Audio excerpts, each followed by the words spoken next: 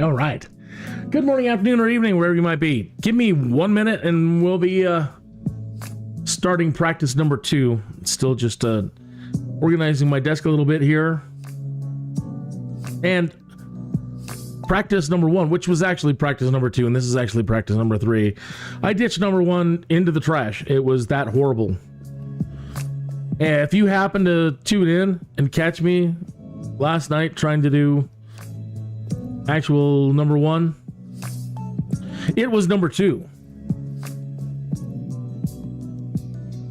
Meaning that it was absolute poo. Everything that could go wrong went wrong, and I couldn't get the A320 to do anything that I wanted. Speaking of things going wrong, look at that. The darn simulator isn't loaded. Shows you how eager I was to hurry up to get back out here and get another one going and get some practice time in. I even have the simulator ready yet. Anyway, but number 2 was still kind of number 2, but it was way, way better. So everything that I couldn't figure out how to do in number 1, I was able to pretty much do. The only thing that I really failed on in the last one, I failed my ILS landing. And so I think I'm kind of getting caught up with everything else, but I could not stick the ILS landing like last time. What it was is just a lapse in attention.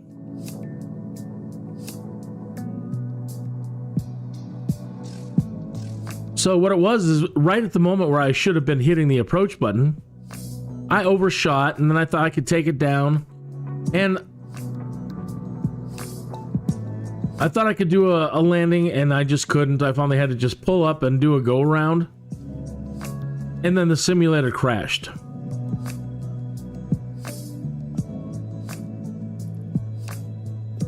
Other than that, I was able to get a flight plan created, add waypoints, get the VOR. I figured out the VOR thing. How to input a VOR. How to set course headings. VOR. How to switch back and forth between flight plan flying and VOR flying. Finding the appropriate chart data and getting her where I needed to be right for approach, and then I blew it. Okay. Here we are.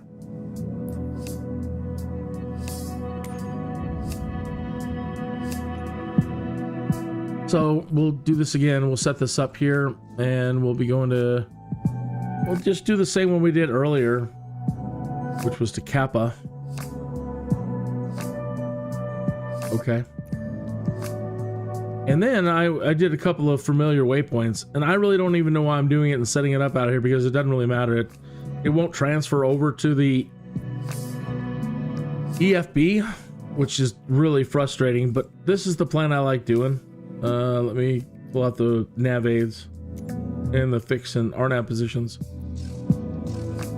And this should be, where's Drake? Well, let's use this one. Let's find Drake though. Slurp. Drake this far down.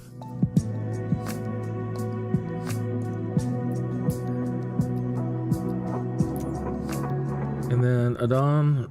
Adone. Oh, I'm really lost.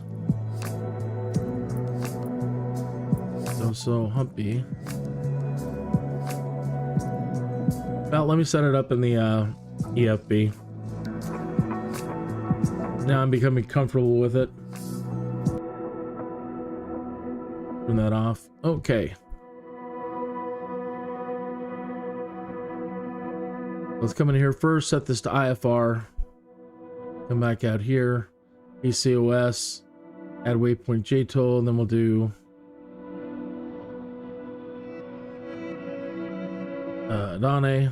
Adane, however you want to pronounce it. Then we'll do Hugo. We'll do Lufsa. Lufs. And we'll take that to Ho-Hum. And that should set us up beautifully for a straight in, pretty much a straight shot into Kappa Centennial on runway 35 right. Okay. But we go through all this, setting all this up. I can file it with ATC and it'll show it out here that it has, and I'll hit send to avionics, but it's still not going to load into the aircraft, which hopefully that's something that they'll have fixed with update number 2 coming on the way. SU system update, whatever. SU2. Okay, so let's get in there, and we'll probably have to recreate all that in the MCDU. And again, this is not an advanced practice. I just want to be able to get to point A to point B as painless as possible. I don't know everything at all. If you're looking for, you know, in depth, we're going to go by the checklist and we're going to do everything. Well, no, not really. Not with me. I haven't flown one of these in prior to today, and last night I hadn't flown one in quite some time, so. Colorado Springs Tower, Kin Juliet, Juliet X-ray 509er, ready for IFR departure runway 17L. Kin Juliet, Juliet X-ray 509er, altimeter 29er, 9er 2, cleared for takeoff, runway 17L. Clear for takeoff, runway 17L, Kin Juliet, Juliet X-ray 509er.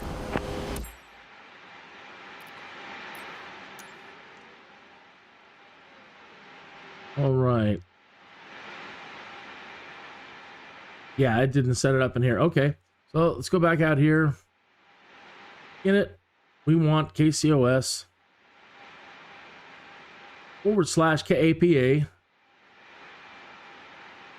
We want to put that up here. Flight number, I'm just going to click a couple numbers here. Buttons, just going to push some buttons and push that. Somebody said, just put in 100 and leave, just go with that.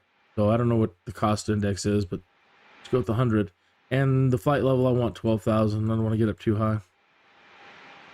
Okay. So there's our flight plan. Okay, so now taking off from Colorado Springs, I don't need to set up really any departure information, like just the runway that we're on, 17 left, none, and insert that. The flight plan, we got some discontinuities, so keep hitting clear until it says clear, then clear them. That was it. Okay, so after KCOS, we want, let's do Drake.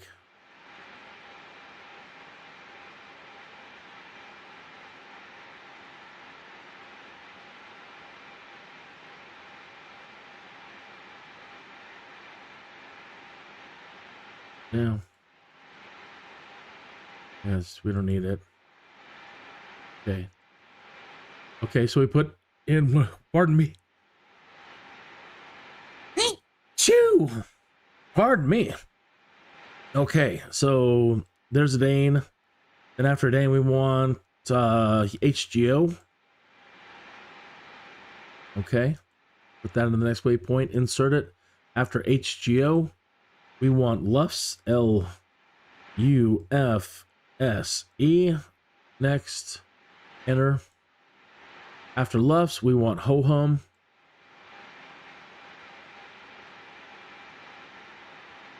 Put that in. Insert it all. And after Ho-Hum, we want the arrival at ILS 35 right. We don't want any stars. No transitions. Just straight in from there. Okay. Got a discontinuity. Let's clear that.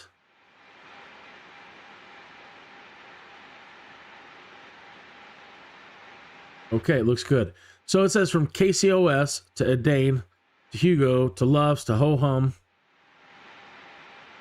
then 1,500 feet to Furpy, and then there's our approach point, fixed point, G Dog at 8,000 feet, and then the runway 35 right at Kappa. Okay, look up here and make sure everything's fine. Whoop, hello.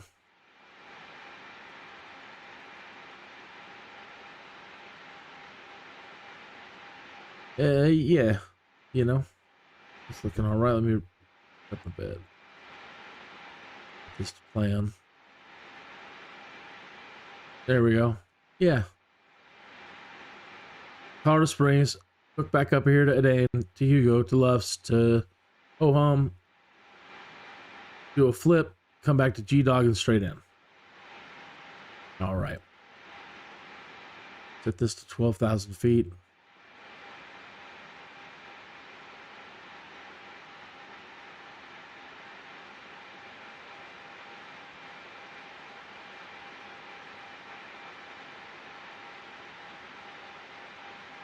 No smoking on. Everything else is on.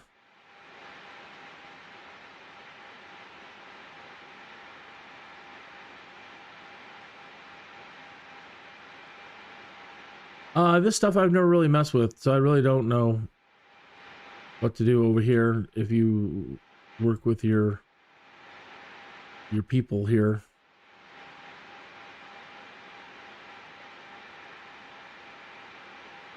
Toggle jetway, toggle stairs, pushback, and then config, okay. Payload, yeah. Okay.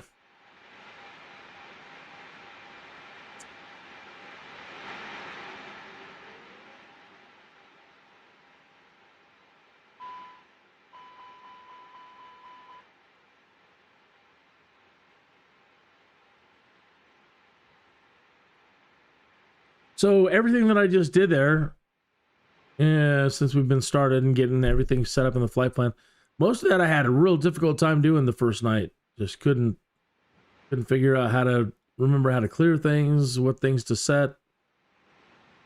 And I know that is not even everything that you could be doing with the MCDU to set things and go through preferences and all that. I get that. We've done enough to get us up off the ground and do what we need to do. Okay. Now I'm going to turn the autopilot. I'm going to tell it to climb. Make sure this thing is in climb. Okay, we're in climb.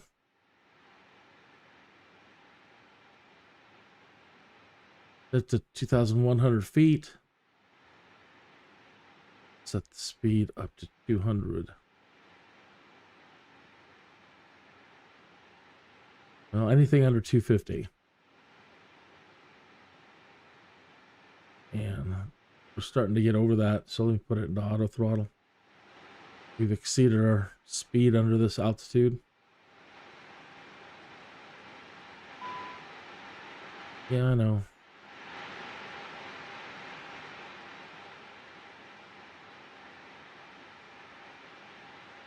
Oh, it'd probably help if I turn on the auto throttle.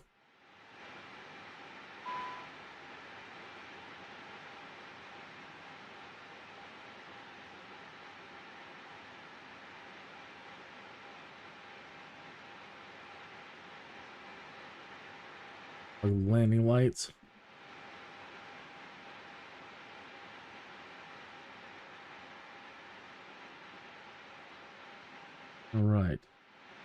All right, so it looks like she's heading to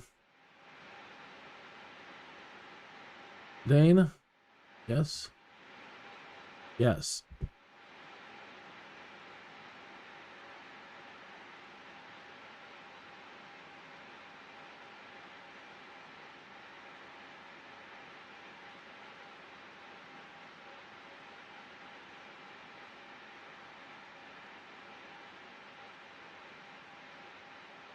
There we go.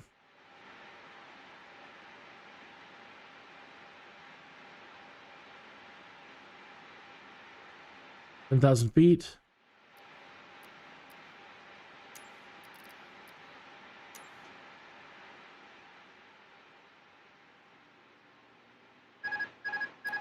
Uh-oh, the autopilot just turned itself off. Something's wrong. Auto throttle is in the right position. Flaps are all the way up. Gears up. Speed 229. Turn auto throttle, but it says we're only at 120.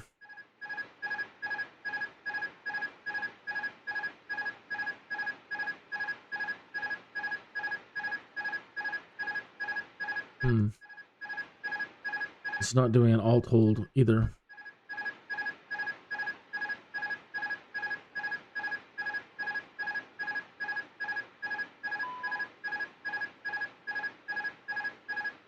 Oh boy.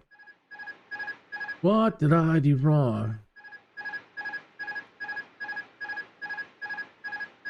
Okay, flaps are up.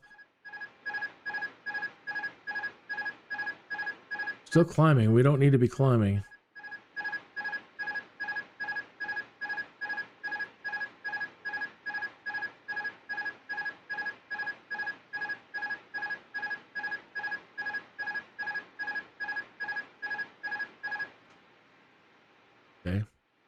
Okay, the autopilot re-engaged. There we go. Now we're speeding up and leveling out, and we need to come back down.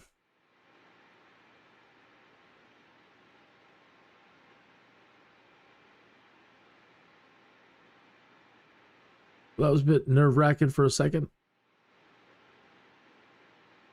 Still climbing, though.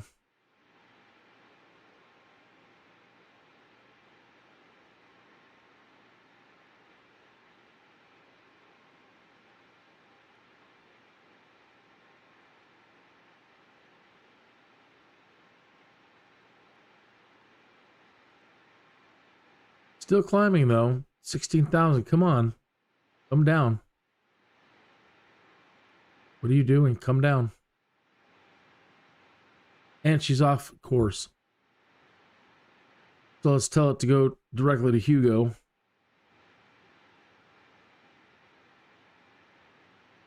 It hasn't turned solid yet. What is going on with you, plane?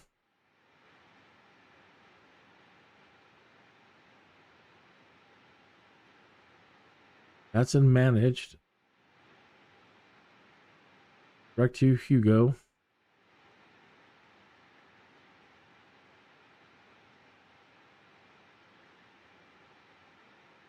Huh. Still climbing. I do not know, folks. Let's see here. Okay. We're in auto throttle.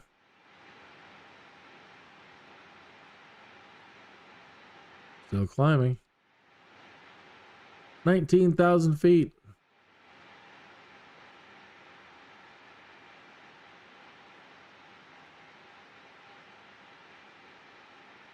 So what is going on here? How did it just break? Autopilot. I mean, it's not responding to anything. It's not doing any flight level changes.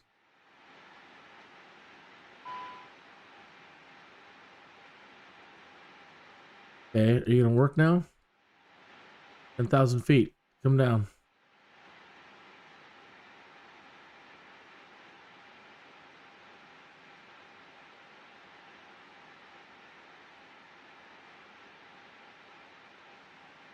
Nope. Still climbing. And I still don't have a solid flight plan. All right. Man. I should have saved the flight plan.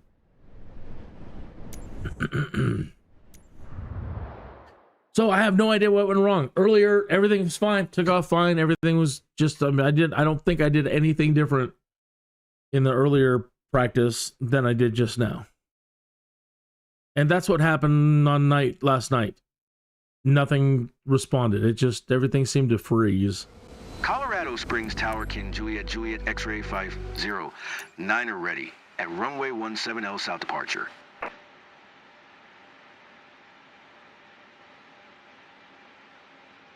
And at K COS / Kappa.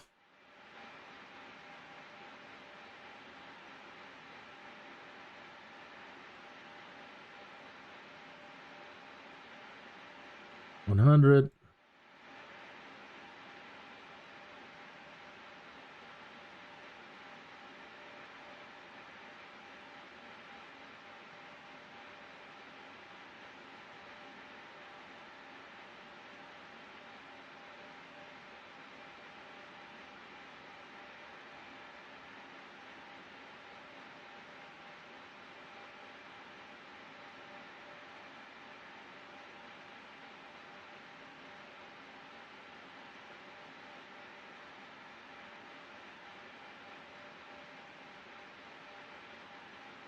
And HGO.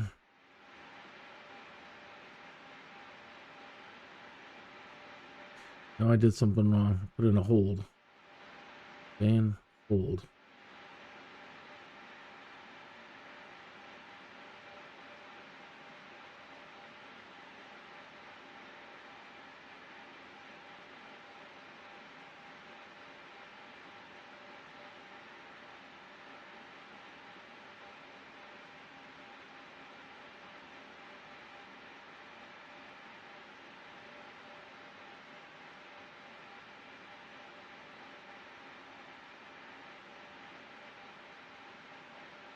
Okay, but left side, and then the last one was ho hum.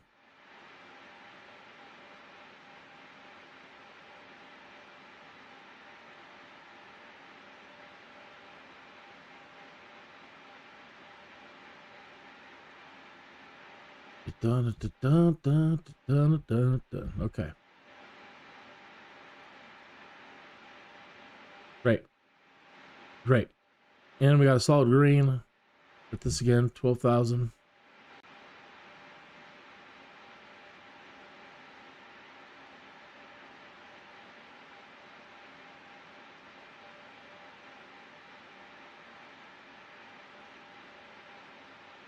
All right, here we go again. Oh.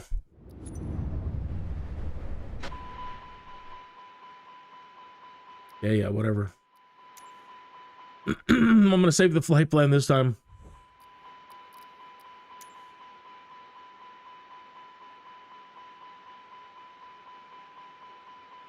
Yes, I do. Okay.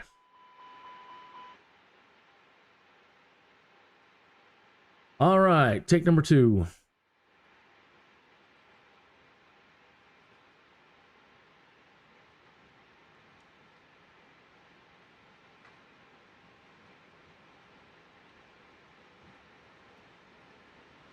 $120. $140. $50. Okay, gear up. Flaps up. Autopilot on. Auto throttle on. Put this into climb.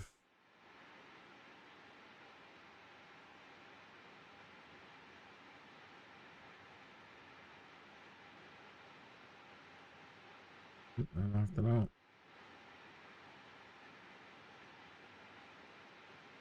But she is turning around and heading back towards our first waypoint. 200. Just holding the right speed and staying under 2. No, she's not. Reading it wrong. Put it into auto throttle. We don't need to climb then.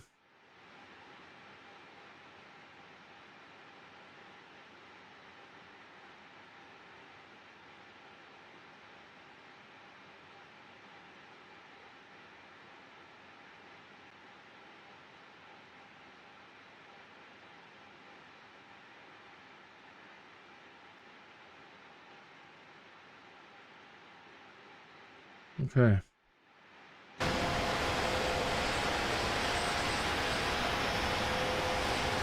Beautiful night tonight in Colorado. It is a lovely night here. Pretty much just what it looks like outside.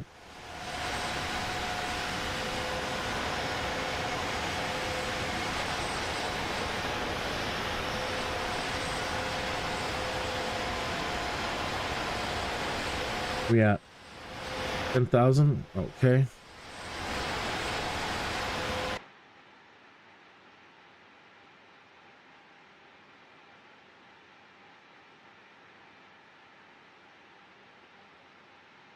Okay, let me get my sky vector out so I can pull up my VOR information here.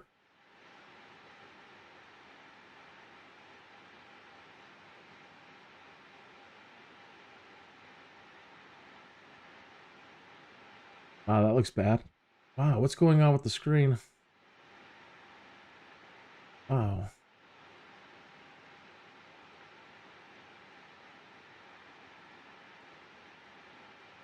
It's like super low resolution. What's going on? It's super low resolution. That's weird. I hope that's not what's happening on your end. Let me go to OBS, and I'm sorry, YouTube. And no, that looks fine there. It's just an OBS.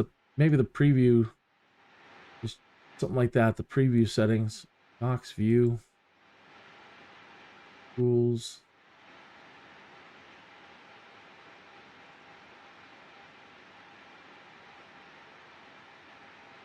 Enable preview, yeah. Preview scaling.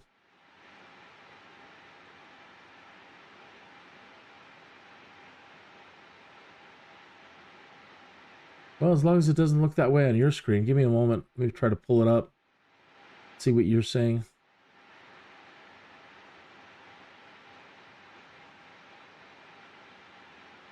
Okay, yeah, it looks all right. It says you've got 4K ability. Let me blow it up.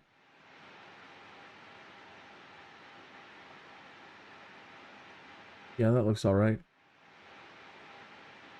Shadows could be better. I see it's kind of bitmapping the shadows a little bit. And I know what's going on there. Okay, we're at ADA&E. Our first waypoint. We're at 12,000 feet. And I wanted to pull up sky vector. Do.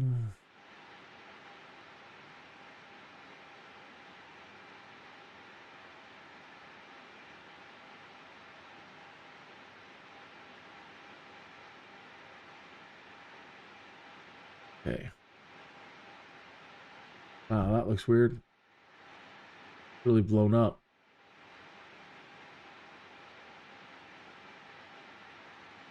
Wow, what's going on there? Somehow or another, my settings changed for my output. Video. That looks fine. Output. That looks fine.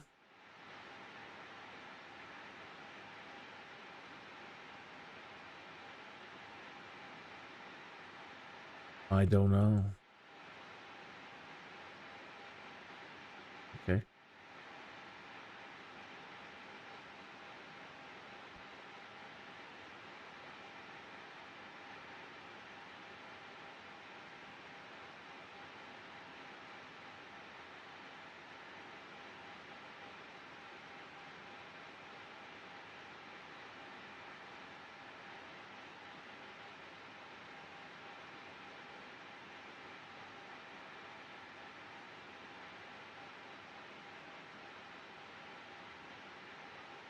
All right, well, at least you can see what I'm trying to do here. I'm trying to find this frequency right here from this to this VOR. And that is 1121. Okay. 1121.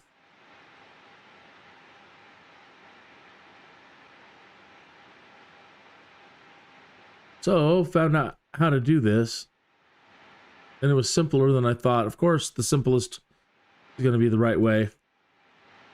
So I kept trying to type in with version 1 or whatever, the Airbus. All you'd have to do is type in the frequency and then hit VOR1 or VOR2, and it would input the frequency. Here, you just have to type in the name of the VOR, in this case HGO, and then hit VOR1. Okay, 1121, there it is.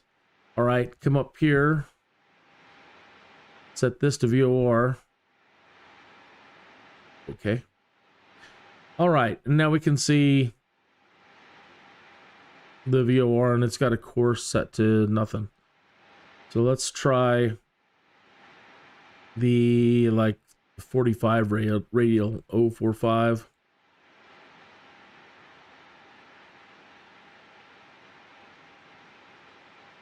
All right. We're 21 miles away from it.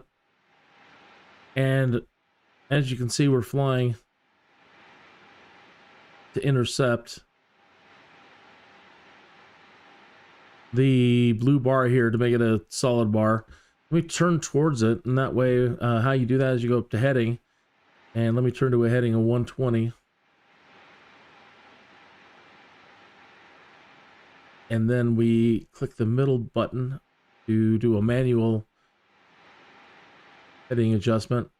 And now we're flying to course 120 to intercept that VOR radial. Then we'll fly that in over to Hugo and pull up another one.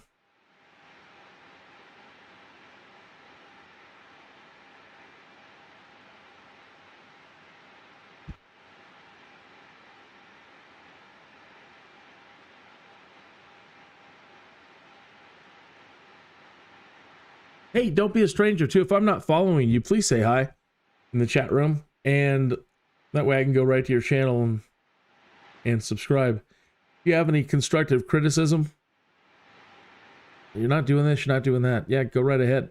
Let me have it. Both barrels. Auto flight, auto throttle limited, throttle lever. Still in climb.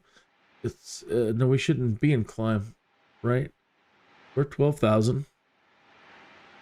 You know what I did not do is contact air traffic control after we took off.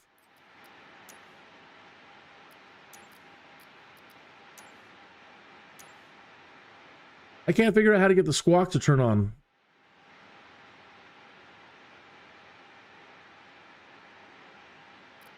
And she's not talking. Come on.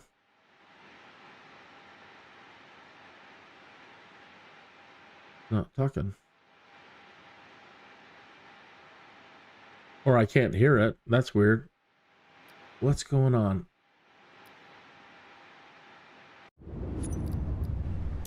Always gremlins, sir. There's so many gremlins. I don't know. I should be able to hear them talking.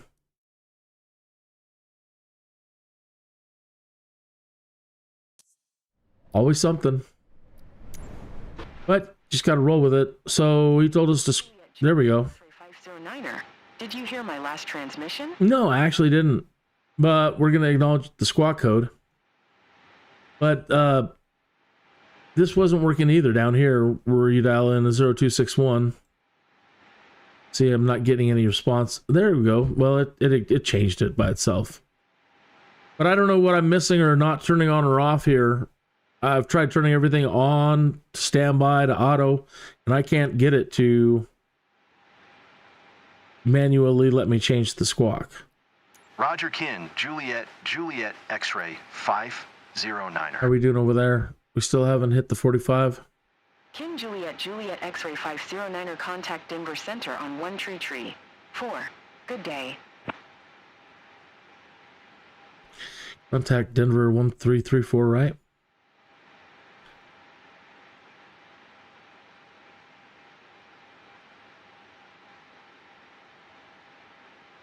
One tree.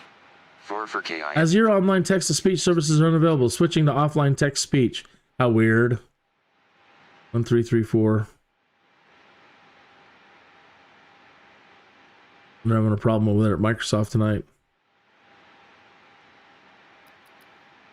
Denver Center KINN Juliet X-ray 509er 12,000. Okay, we're hitting our mark. 09er Denver Center altimeter 29er. 9er 2 radar contact. Continue to Hotel Golf Oscar. All right. 9 miles to go. Overshot the radio. That's no big deal.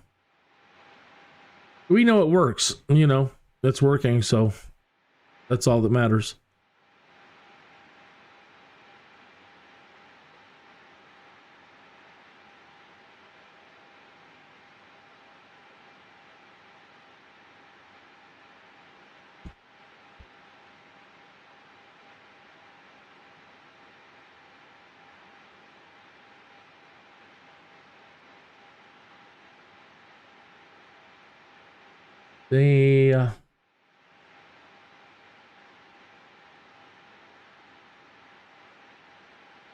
The Falcon VOR, which is way north of us, is 1163. 163. Okay, so I'll pull that up in a minute. Okay, so we're 5 miles, 5.7 miles.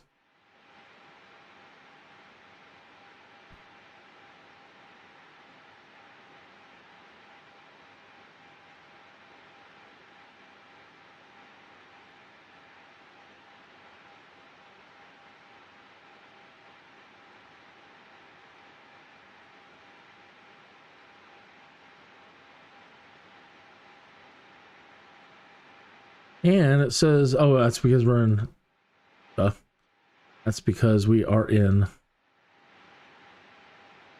manual heading. Okay.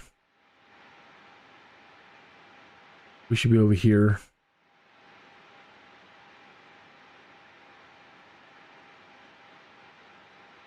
Okay, there's HGO right there.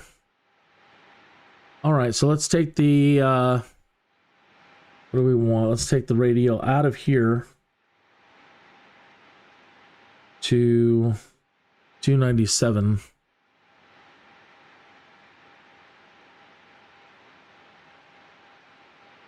And then we'll try to acquire FQF up the road a ways.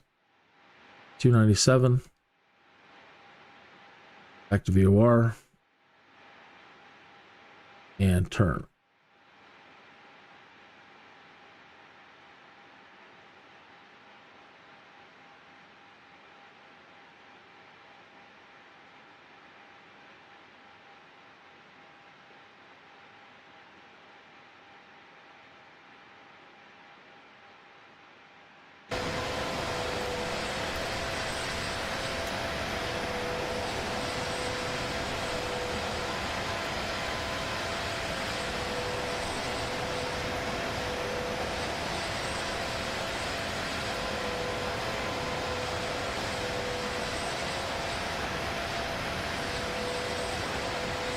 Miles east to 35 Co.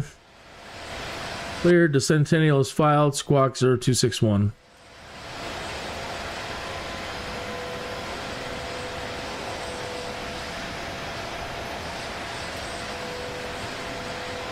That's a lovely sunset.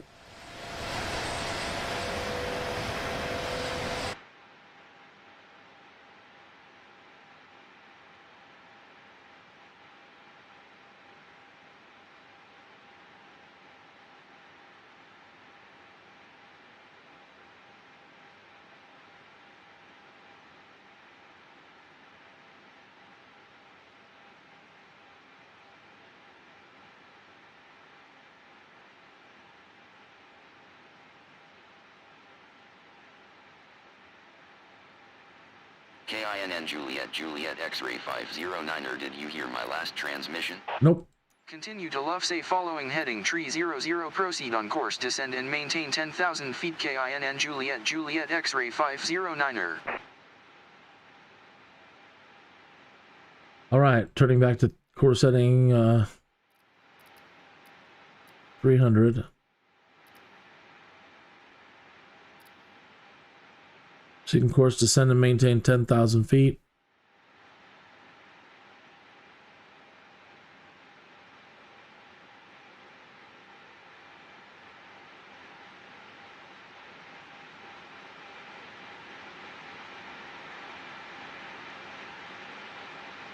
KINN Juliet X-ray 509er contact Denver Center on 128.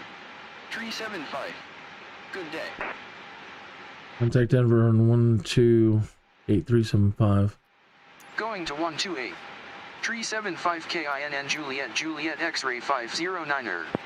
Denver Center KINN Juliet X-ray 509er is at 11,300 feet descending 10,000 feet. KINN Juliet X-ray 509er Denver Center altimeter 29er.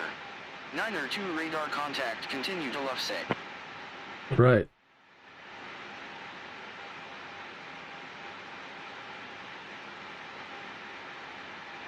Okay, let's go back to our plan.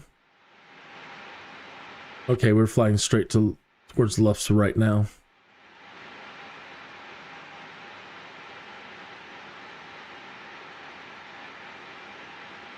We're setting 300. There we go.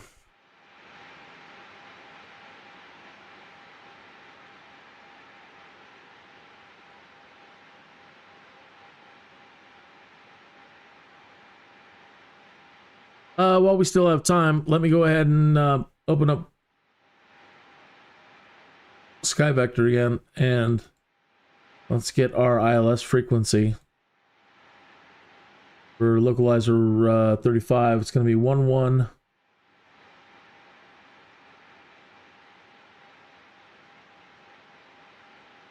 1113.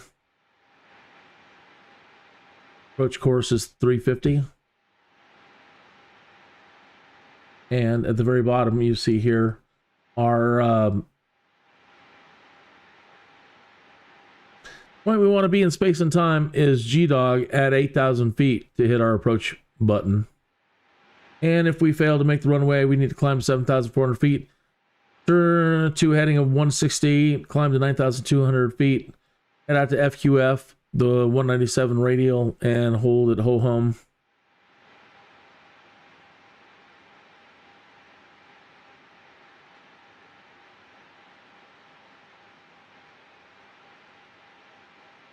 So, after all that, I just dropped the 1113. Okay.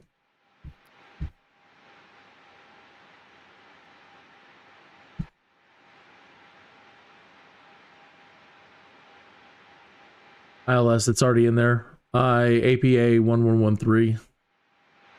Course 350. Good.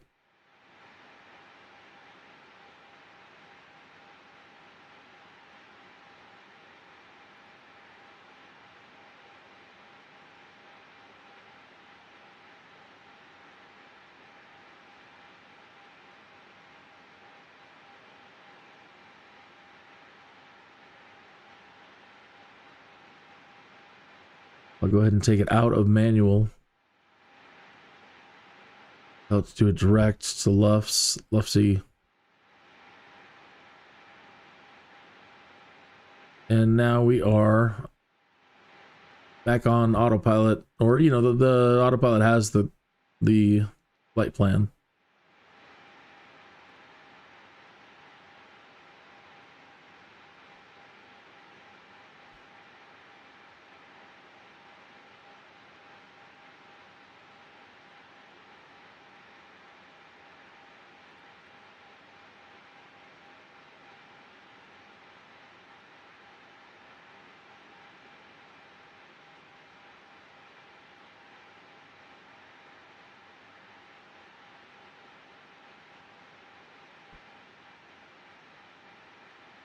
So that all works.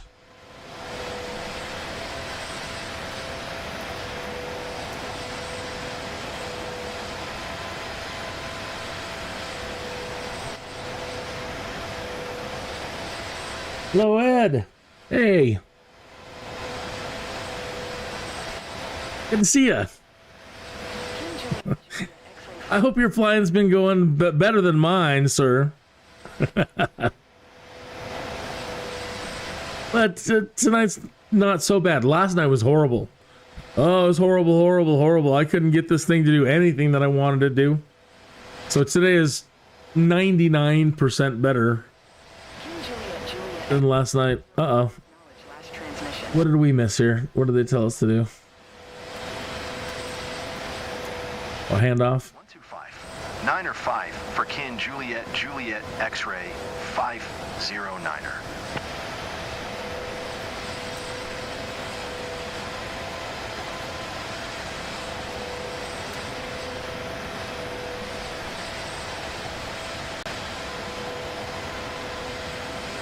One 2595. Does it not want to go? 1295. 12595 is in there. Okay, read back correct. Radar. Da da da da da. I wish this thing would stay scrolled down.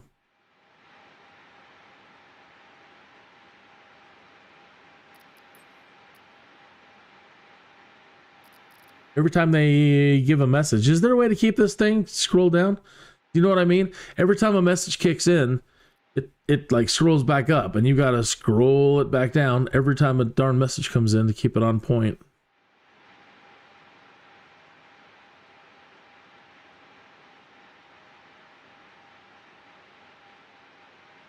So,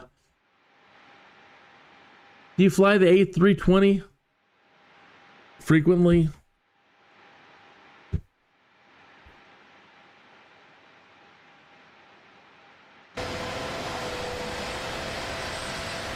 I used to fry it. I used to fry it frequently. I used to fly it frequently, and I haven't flown it in a while, and I haven't flown this V2 version, so I'm trying to get used to it. And I really need, after I kind of get this back under control and remember how to fly this thing, I want to move on to the 737. Because most of the darn good passenger stuff in career mode is 737, and I haven't quite got the zen of that one yet.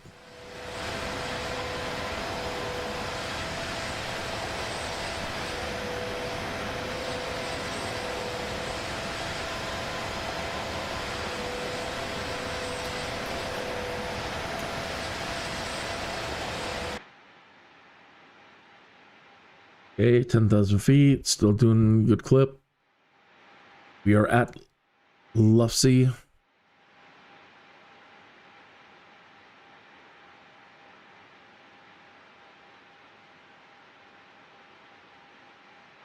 Let's go on ahead.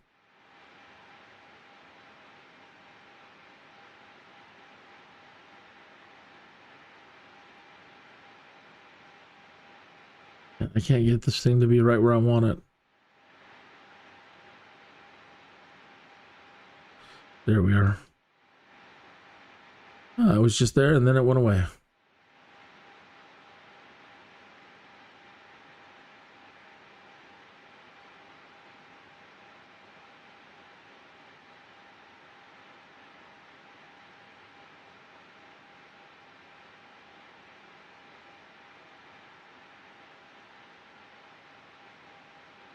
KINN Juliet Juliet X-ray 5. Whatever. Did you hear my last transmission? Nope. I did not. 119er. Tree KINN Juliet Juliet X-ray 509er. 2595. You never approach 1193.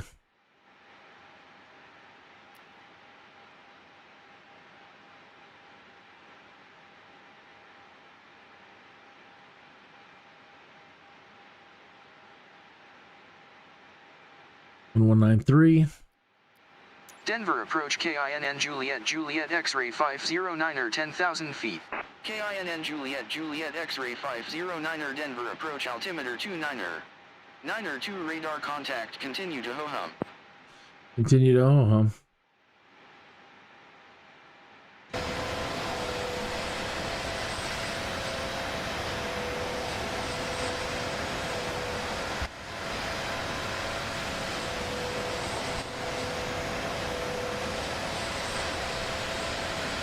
Lord is the best painter, is he not? I mean, just the colors are perfect. Perfect, perfect, perfect. He's the perfect painter.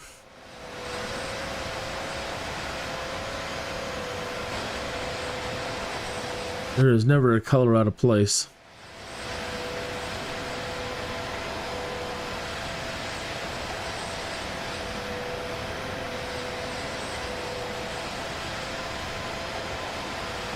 Oh, you just bought the Phoenix 320 today. Okay.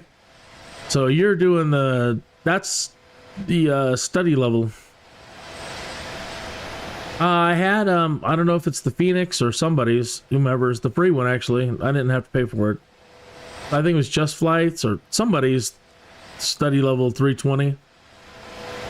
And I was really starting to enjoy that, and then just, that's when I think I jumped into Neo Fly and really stopped flying the 320 there for a while. But I would, in the past, I would try to make sure that I did a lot of 320 flying to learn how to do it, and to get my night hours mostly, right? Because if they're going to be long flights, you know, not much to see, just get into nighttime mode and rack up some night hours. I haven't racked up hardly any night hours in 2024 yet.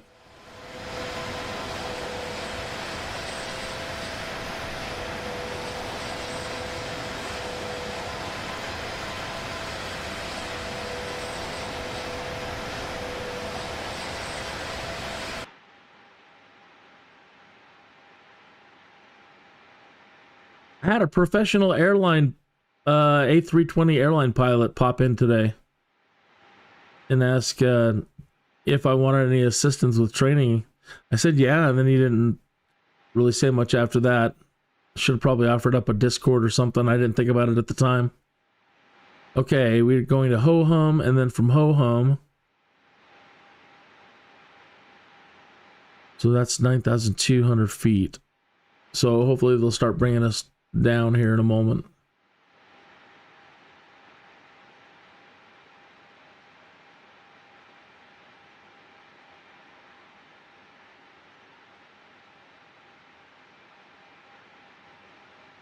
This is all West Denver. Very beautiful out here. Very beautiful this time of day, as a matter of fact. When the sun is in this position right here, so says the science people, that we're seeing the colors as they actually are. At any other time of day where the sun is at, it's causing the colors to be washed out, or either way, unless you're in this type of light, you're not seeing colors as they are. So it's really, that's why I love flying at this time.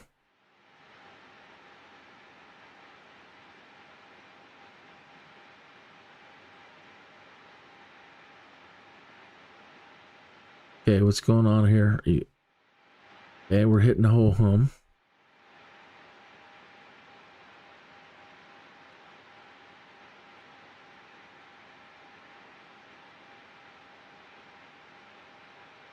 All right, now it broke, so we have to get it back on course. We need to get it to go to... Where is our approach? Did I forget to put our approach back in?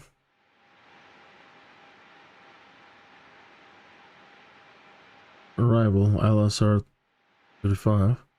Didn't need anything. There we go. We need to go to Furpy. Direct to Furpy. She should be turning around, hopefully. There we go.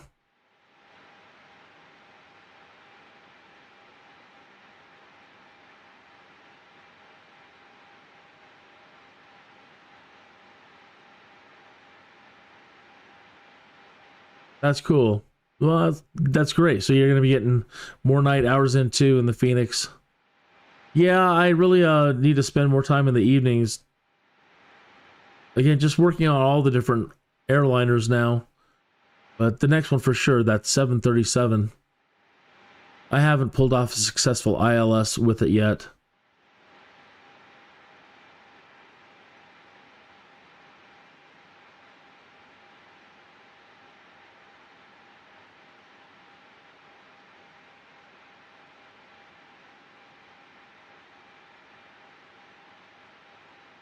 Hope your week has been going good. I'm going to grab my coffee and raise a cheers to you. Here's to your health, well-being, and prosperity. And anybody else who is out there might be checking in. Cheers. Another strange week in the world of news and politics. When I woke up this morning, I heard, not that we didn't know, but I heard those Canadians are awful mad at us. And I just happened with career mode, I happened to be in the Vancouver, British Columbia area. And so I was looking for jobs around Victoria. I wanted to learn and go to all those sightseeing spots today. And when I went to go look for a job out there, there are no real jobs available, just kind of on the outskirts. And so, as a joke, it seems that the Canadians are so mad at us, they're now pulling all the jobs from Microsoft Flight Simulator 2024 that are the major ones in Canada. So that's what today's live stream joke was about. It's about the Canadians are so mad that they're even stopping us from doing good career jobs. Haven't seen the Canadians this mad since, I don't remember when. I didn't think Canadians got mad.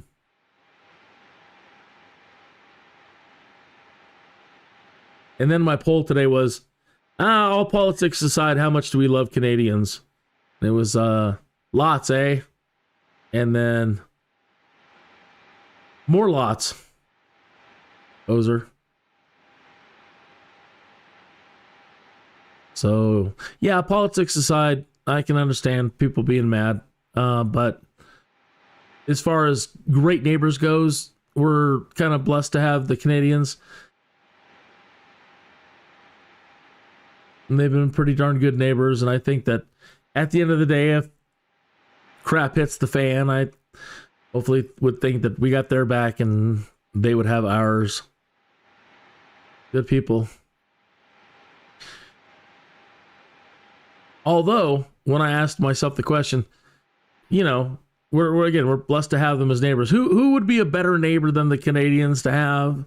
And then I thought, well, you know, those Scottish people aren't so bad. I really like their accents a lot. I don't know what it is about ladies that speak Scottish that just kind of does it for me. I love it. We're like, you think the Scottish accent is sexy? Sounds blah blah, you know, guttural or rah rah, you know. I think it sounds great.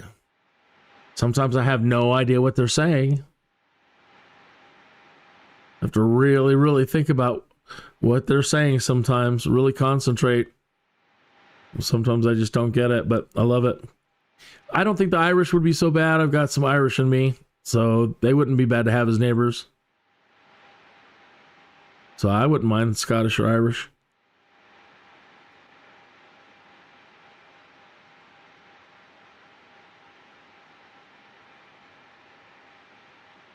Yeah, the 737 is very nice. Yeah. Oh, I like them all. I just, you know, getting used to the little differences between them. It's the differences, you know. And there's so many that I haven't flown now that we have available to us.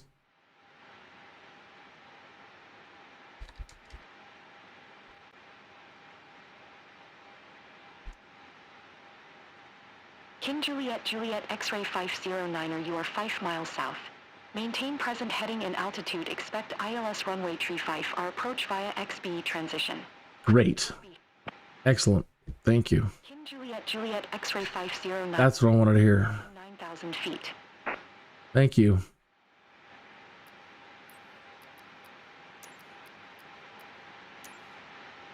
Descend and maintain 9,000 feet. Expect ILS runway 35 or approach via XBE to transition. Cleared to Zbekin Juliet X-ray 509er.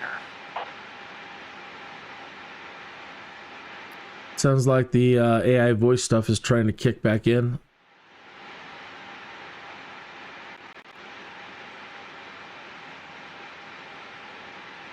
King Juliet X-ray 509er, you are 1 mile south of Centennial.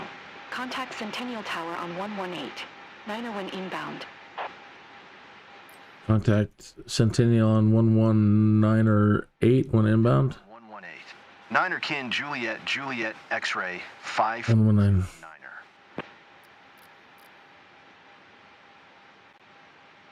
189.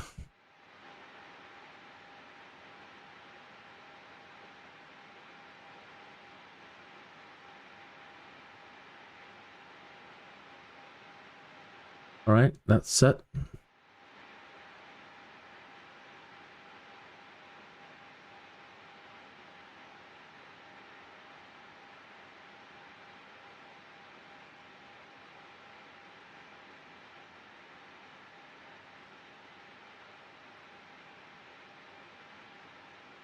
Oh, I didn't realize we were there already. So we are inbound.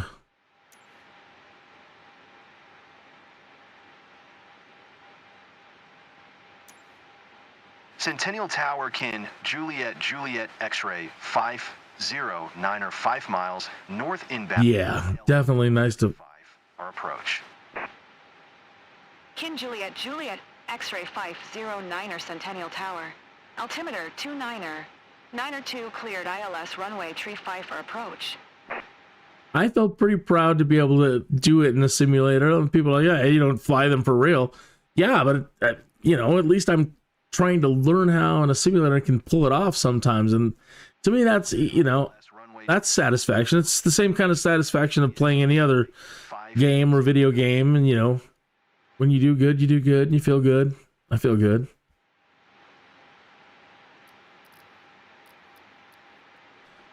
Cleared all that's runway 35 right. And they still haven't brought us down. We definitely need to be at 8,000 feet.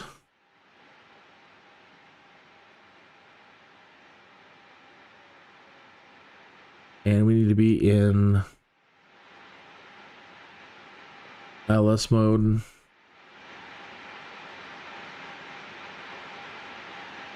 Right?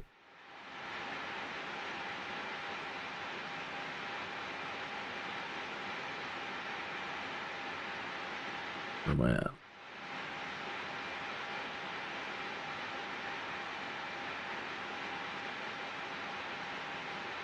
Oh, did I miss it somehow? This didn't seem right.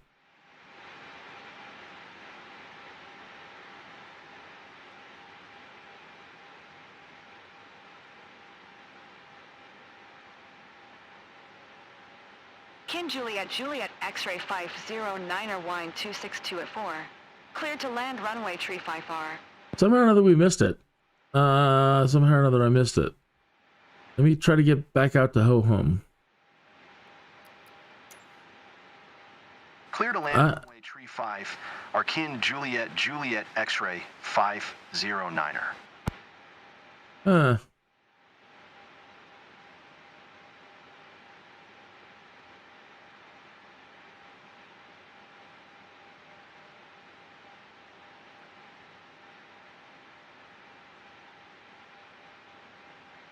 See if I can get back out to Jigo or something.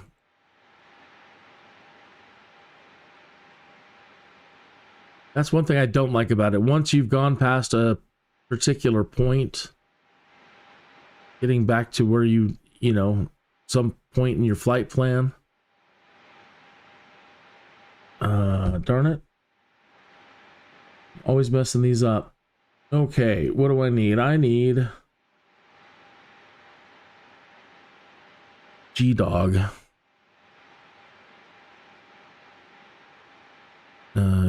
J-I-D-O-G.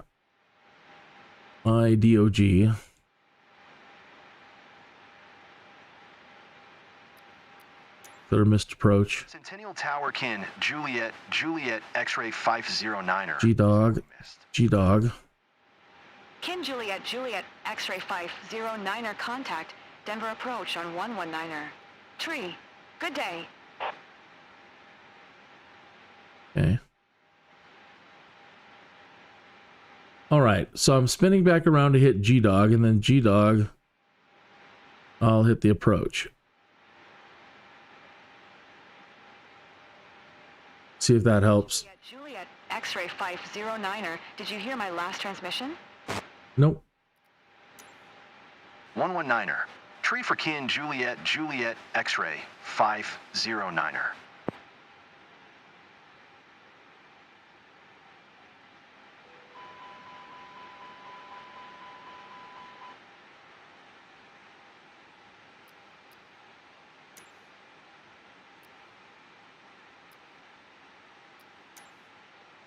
Denver approach Kin Juliet Juliet X-ray 509er. Flying the Centennial ILS runway tree 5. Yep. Published missed approach. Kin Juliet Juliet X-ray 509er Roger. Fly published missed approach. Advise reaching 9,200 feet for further instructions. Really? Can't I just come in?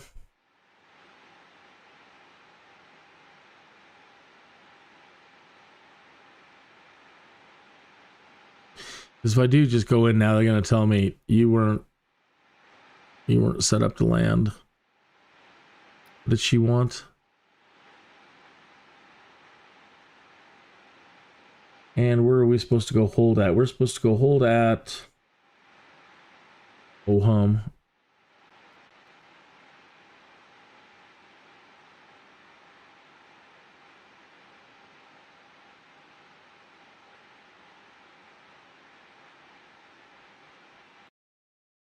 And this is where she crashed last time. I think the simulator just crashed on me again. Ah! That's all I wanted to do tonight is pull off a successful ILS. Yep, she crashed. Wow. I normally don't have crashes, but I have been a lot lately, and I'm not entirely sure why. Nothing's changed, nothing's different. Well, that's a real drag. Okay, what we can do is we could probably just set ourselves up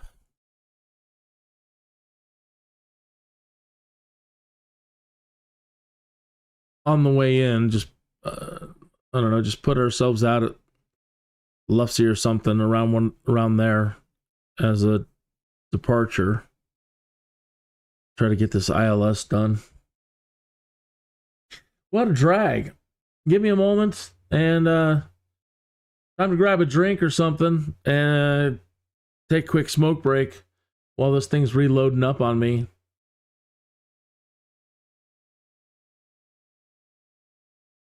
So yeah, it happens. So what is your since you do fly them a lot, what is your favorite airliner? Is it, again, you bought that 320 today, so I'm guessing it might be the 320 that you like flying the most.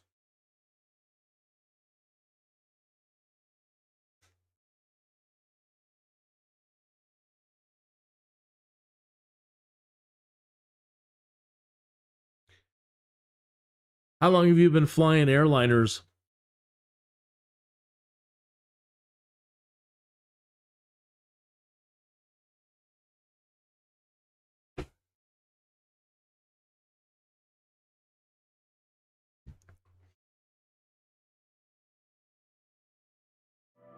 All right, we're back in. Loads quick, but that's little consolation for it crashing. Let me try to increase my cache. Maybe Denver's overloading or something. I don't know. I did move my cache today. Cleared it and moved it, so it defaulted back to 16 gigs. So let me go ahead and make this, like, I don't know, 100. Updating rolling cache. This may take several minutes.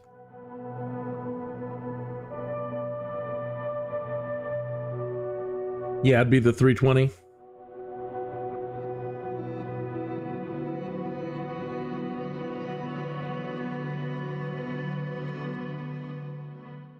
Give it a minute to get that rolling cache updated.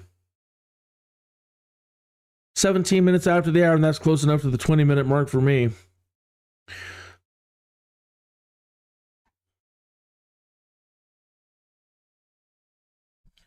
Let me grab my trusty friend here.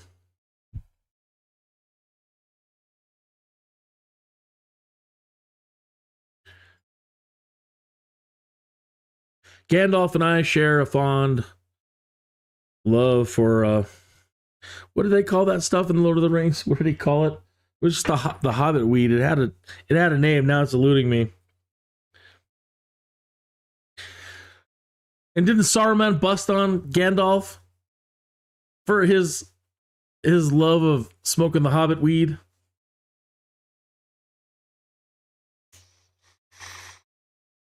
Old Toby. That's right.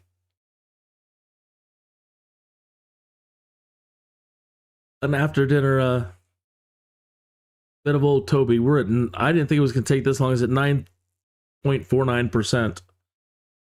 Wow, I've never known it to take this long on updating. There it goes, 10%. Okay, well, we'll be here for a minute hanging out with Old Toby. Yeah, at least a year you've been flying. Very nice.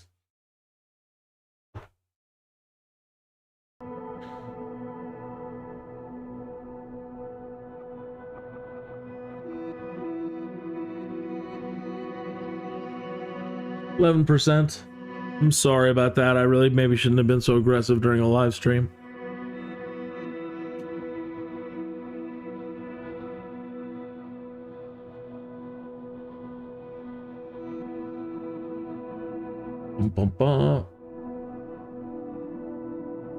All right, so let's see what we want to do here. We might as well pull this up.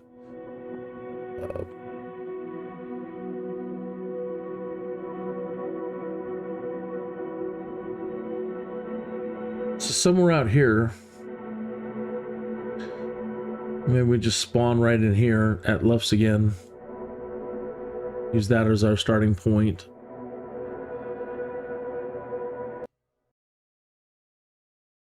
Oh, please don't tell me she's going to crash doing the rolling cache.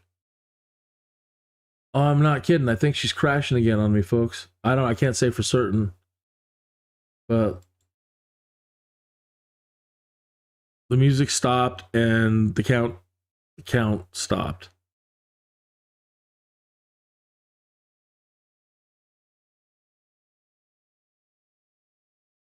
Well, I know they're definitely got to be having some server problems because the HEC went out on us earlier and all of a sudden it switched over to Mr. Roboto mode. And then right before it crashed, we got our ATC voices back. Oh, good. There we go. Okay, good. Just a hiccup. It's moving on again.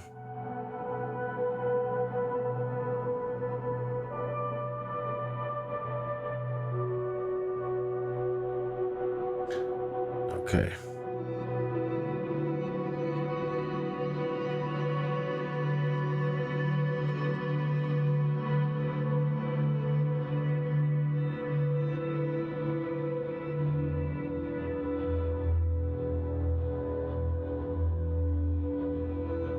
So I don't know what happened. I guess I wasn't paying attention. So when we came in here last time, it hit ho-hum. And then I thought after ho-hum, it had an arc to do. And that's where I guess I failed to pay attention. And that right here at ho-hum, it was going to come in.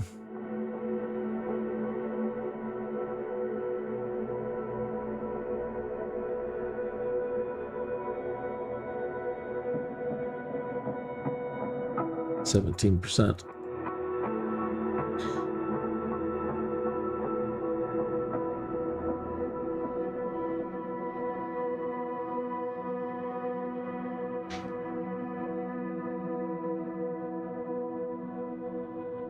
Hello, Christine. Hello, I am going to bed. Alrighty. Good night. Like and subscribe.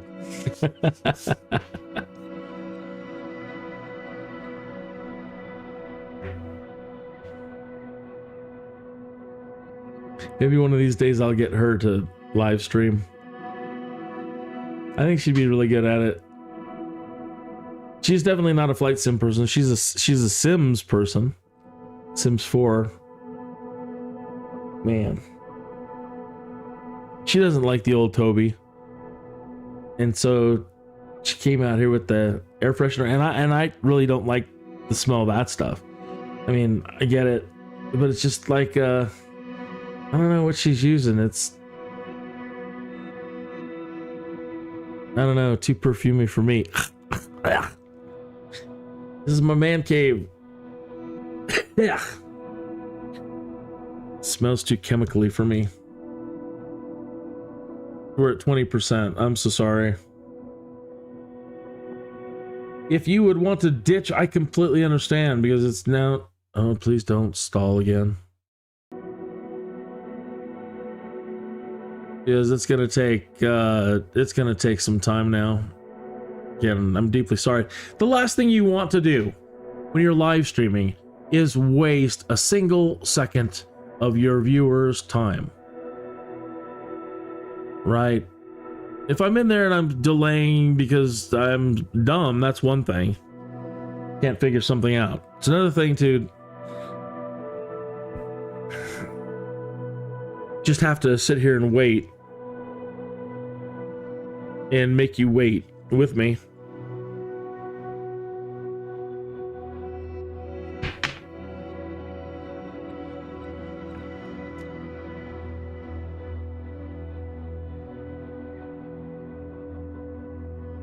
Thank you to all the big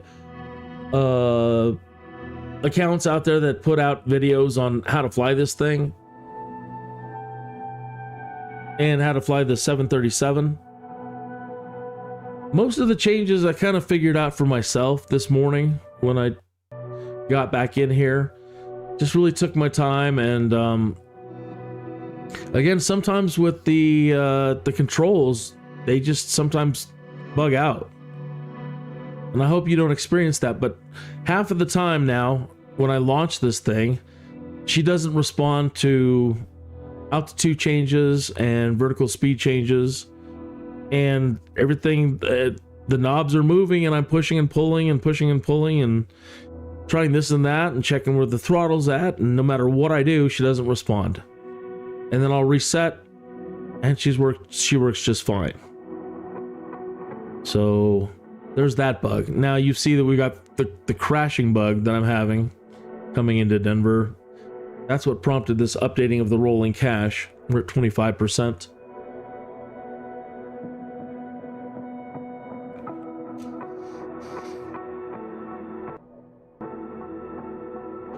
Who is she? Yeah, I do need to go, but see you on the next one. She is Christine.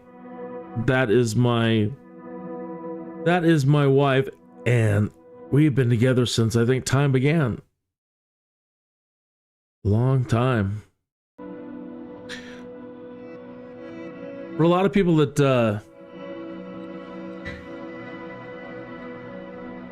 that know each other and get married early, sometimes it doesn't really work out. We went about things, I think, the right way.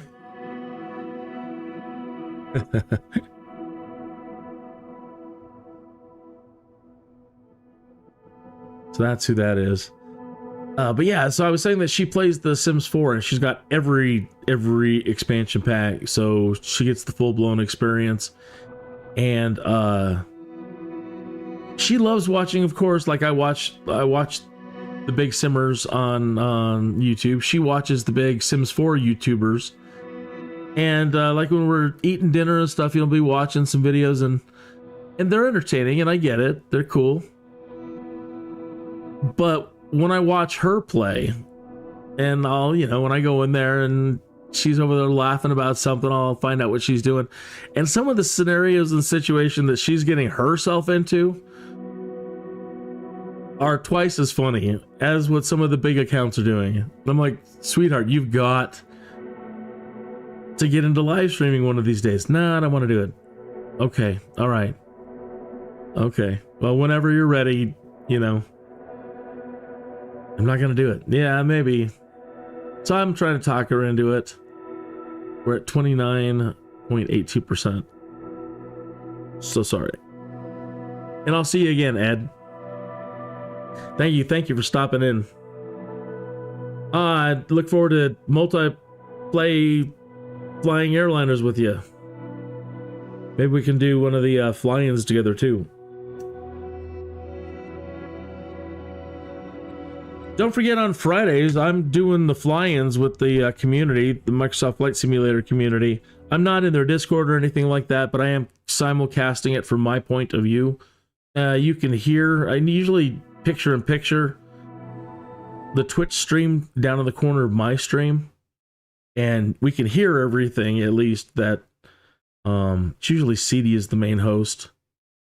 We can usually hear everything that they're saying. And if they're doing anything exciting, I can blow up their screen and we can check out what they're doing. But it is it's nice to see everybody. And maybe one of these days I'll jump in the Discord and we can hear more of the community folks. Hear everybody chatting. But those are a lot of fun, and I bring that up because my live streams of the daily live stream is at 1:00 p.m. in the afternoon. And on Fridays, they start at noon. At least, noon Mountain Standard Time for me. So the Friday shows are an hour earlier, and now these shows are just practice shows.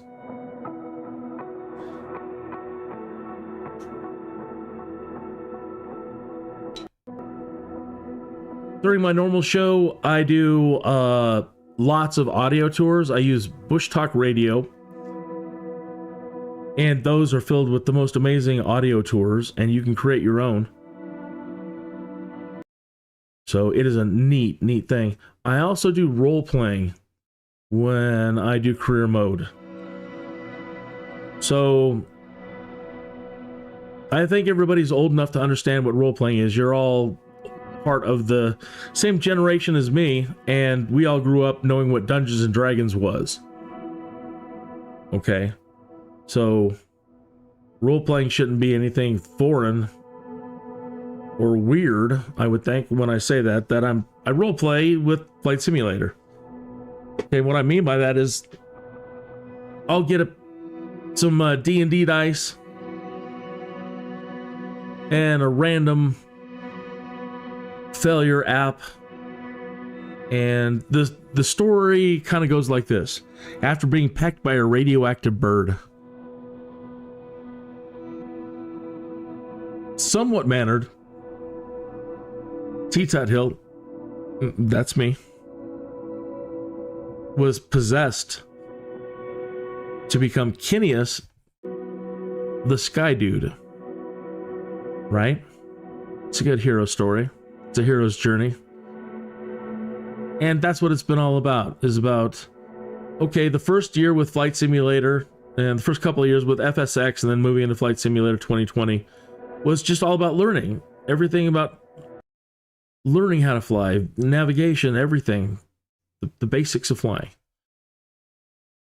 And once we started doing that, then you start doing cross countries, and then after that it was okay, well, let me get NeoFly as the career app, and we'll create the Sky Dude persona. And now there's got to be bad guys to make things exciting, and the bad guys have to have a way to, like sabotage the plane. And so by using the Dungeons and Dragons dice, we give them an opportunity.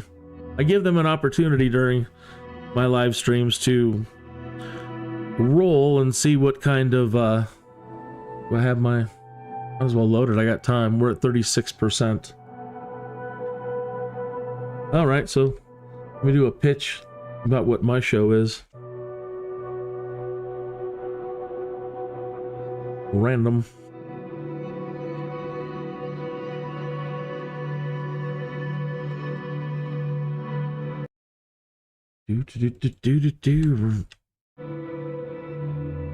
Okay, that's coming up.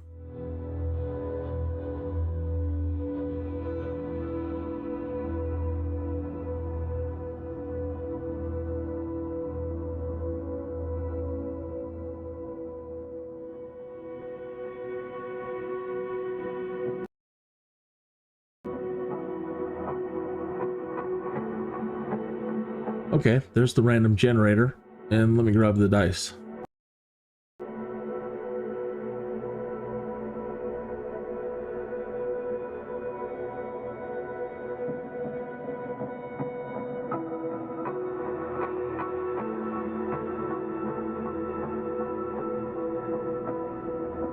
Do.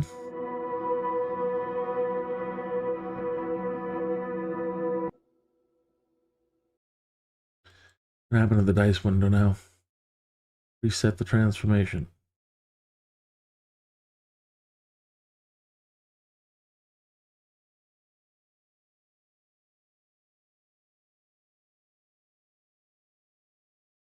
It's like the window got blown out.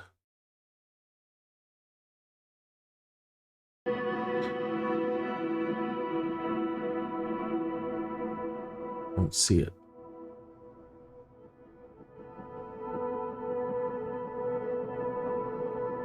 All right, well, let's try to create a new one then. Let me delete that.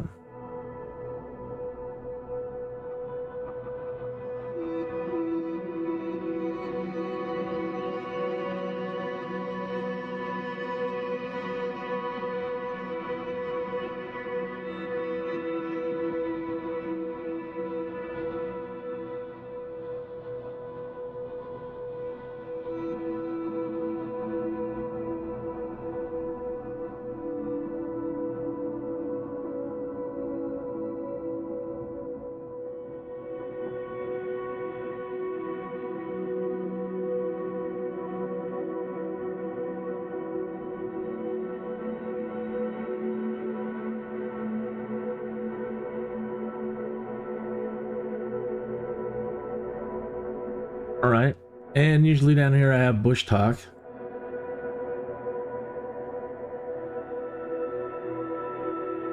And every point you're going to see on this map is an audio tour of some kind, a point of interest.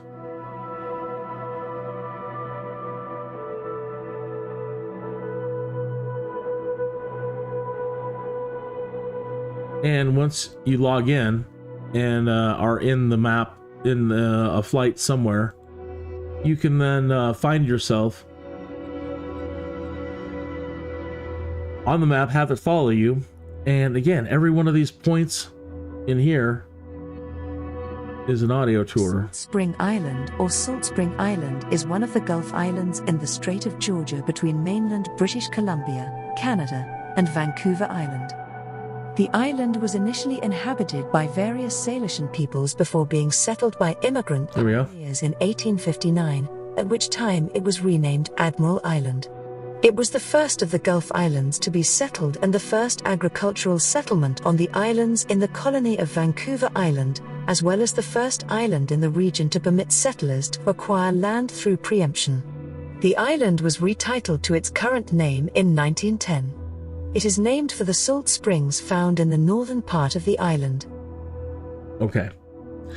All right. Now, for the bad guys. There are 7 categories of failures available to them. And so normally I roll a D8, but I've been rolling D12s too, for a little bit more leeway. But here's a D8. If I roll an 8, then the bad guys, or they're attempting to do something to sabotage the plane somehow, whether it's in the hangar, out of the hangar, whatever. The bad guys are going to make an attempt to screw with the airplane somehow.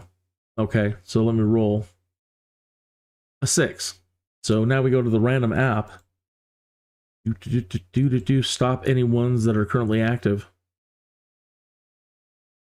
And here are the 7 categories: flight controls, gear, fuel, panel, engine, brake, and other.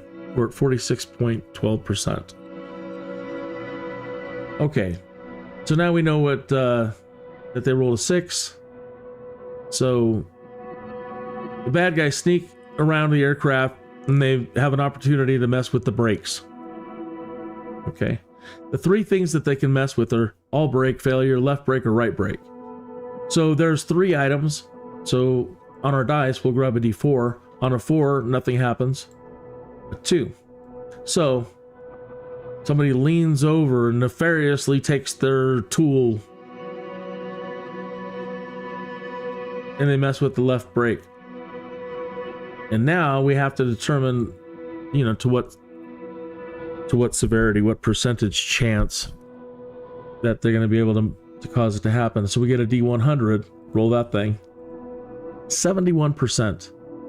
Okay, now why this is on a scale of 1,000, I don't know, but either way, we set it to now to 710%. And we hit save. Now, these are the things that can trigger it. Speed, altitude, time, and then there's a chance of instant failure. Okay, and those are all on. Go to overview and we hit start. There you go. And then you can monitor over here by clicking show failures. Left brake failure, when will fail, equals time after 3,155 seconds. Okay. So they messed with something, but boy, it's going to take a long time for that screw to unturn and pop off. And we'll probably be back on the ground before then. So, nice try, bad guys. So now just leave it there and minimize it. And put the dice away. But I use the dice for other things too. We're at 50.59%. Once again, my deepest apologies. I'm just hyping my live stream show while we're waiting for the rolling cache to update.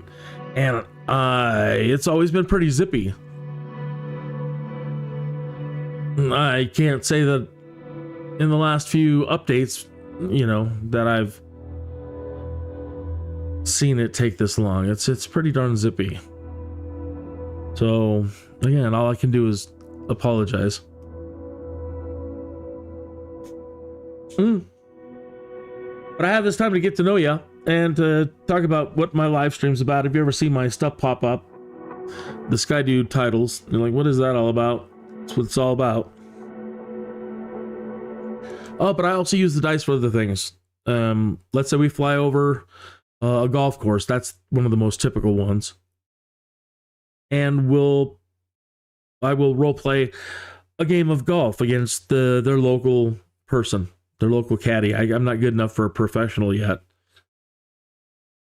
Or if people are actually watching the stream, which would be great if people were watching the stream, and I could add, you know, I can add pluses to my chance. So I'm playing D&D 5th edition rules, which uses difficulty class. Okay. So for example, let's just run a hypothetical golf match against me and the local caddy. All right. Me and him, he's probably got an advantage on me. So first thing, grab a 20-sided dice. Now in 5th edition rules, it's based on difficulty class. And a difficulty, just a basic, easy difficulty class is anything over a 10. All right, and then it gets harder from there. So considering this is a caddy and somebody that's going out there all the time, I'm going to give them a +3. So now it becomes a difficulty class 13. So I have to roll over a 13 to be able to defeat their local caddy. So let's do that. 9. So no, I don't beat the caddy. Same with football games. I love doing football games, and I've got experience, and I can definitely tell you I'm not afraid to take a hit. And I like playing football. So we're back to I'll give myself a +1. And it's a D10. A difficulty class 10. So now I've got the 13. So pow, I win this game of football. And if you're with me again, I get to add pluses. So if you're watching, there we go. Now it's me and you. Me and you and Ed. It's me and you and Ed and Henning. It's me and you and Ed and Henning and Hans and Bruno. And who stopped by today? I'm already forgetting. Oh, I feel so dumb. See if I can get my stream stuff to pop up here. No.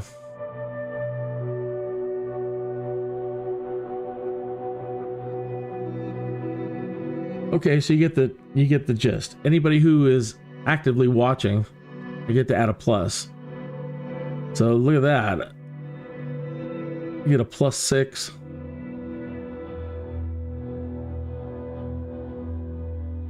No, in this case, we still didn't make it.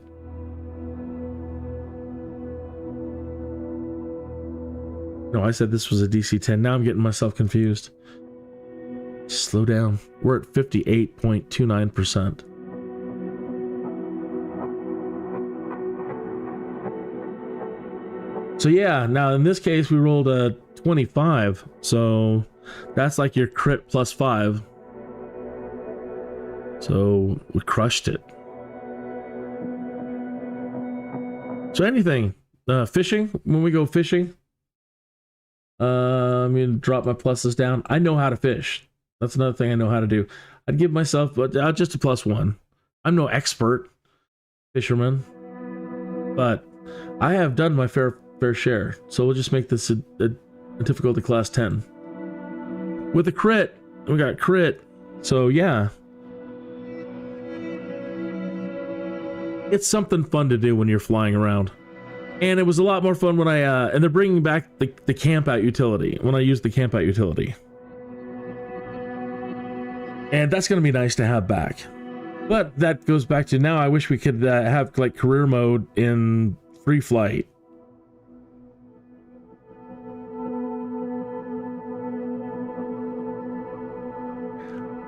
.79%.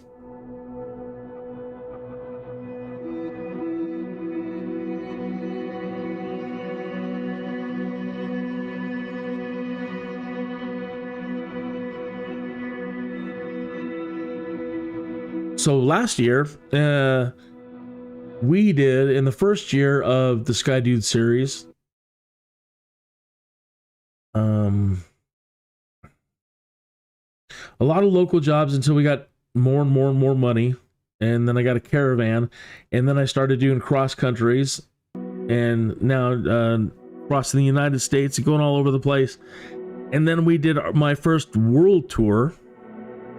And Colorado all the way down to the tip of South America.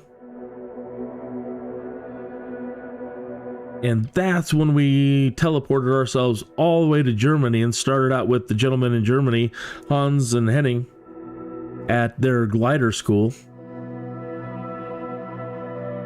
And then started the world tour from there, making our way all the way down to Istanbul, and then following the campaign of Alexander the Great. That was a lot of fun. Those were a lot of fun. Very educational. I love history. And if you're into Alexander the Great and all that, that's, I think, the best Sky Dude episodes to watch if you're into that stuff. And thanks to the other content creators on YouTube who provided additional material, like how Alexander fought the battles. Like a breakdown, like Ptolemy came over from the right flank as Alexander pushed up the middle, and and they give you a breakdown and graphics in these little videos that I used for those episodes. So great stuff, I thought. And then from there, made our way up back into Italy, went all the way around Spain. And once we hit Spain, started going north, and we ended up in the Nordic region, or somewhere in there, because I remember all like the crazy highways that they have on the water over there. That would drive me insane to drive on something like that. I would lose my mind, I think. I would really have a tough time keeping it together. I'm not fond of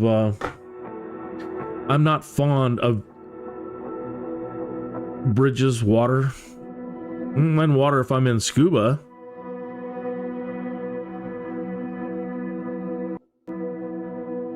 But you don't normally wear a bunch of scuba while you're driving on a highway across the ocean. I would. Hell with it. Sir, you look awful strange. I don't care. I don't care. Why couldn't I book a flight? I don't know how you people do it.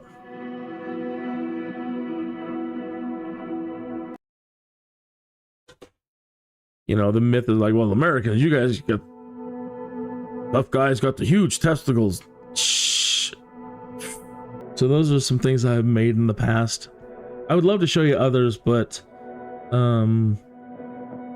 third-party music providers like Universal Music Group, EMI, BMI, and somebody has the rights, the ultimate rights over those, and so I can't even play them in my own live stream.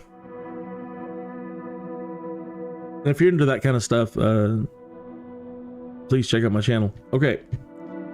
Oh man, that took forever.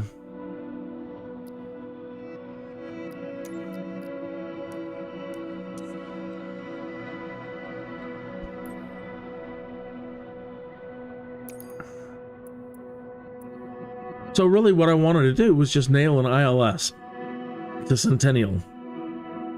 And so, you know, let's put us, heck, I don't even care anymore. Just put us out here, back to Perry Park. And we want the arrival to be Centennial, runway 35 ILS. Okay.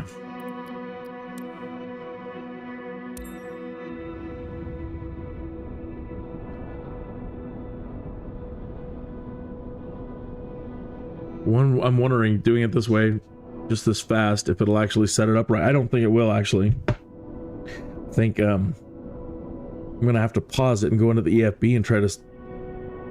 We're going to the MCDU right quick and set some things up. This is gonna be a strange way to pop in.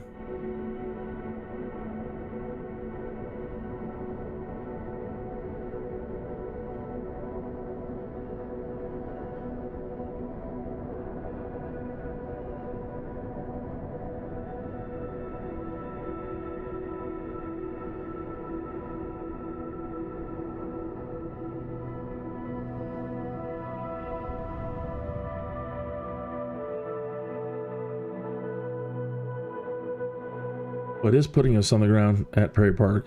I don't know if this is long enough runway.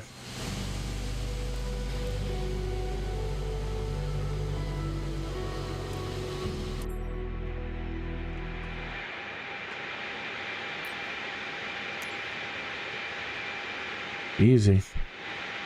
Just doing.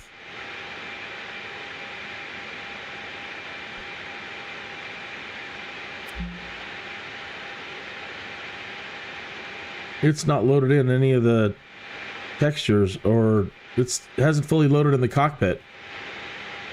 Okay, we just got some sort of on or offline warning notice.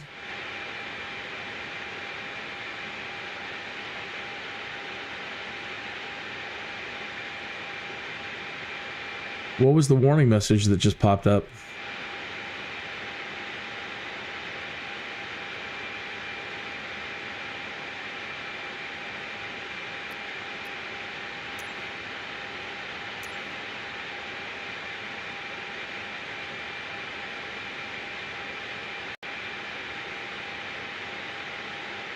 I think we might be disconnected from the server. I've got no, you know, all the button information, right? Like the init page. I mean, oh, there it goes.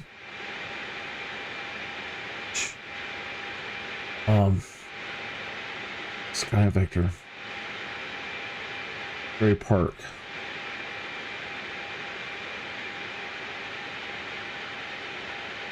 The CO93.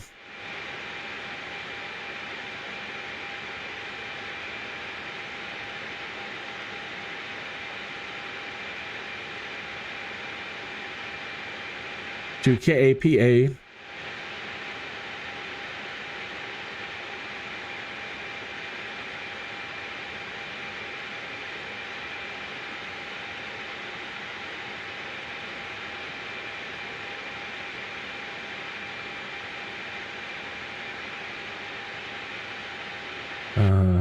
We really only need 9,000.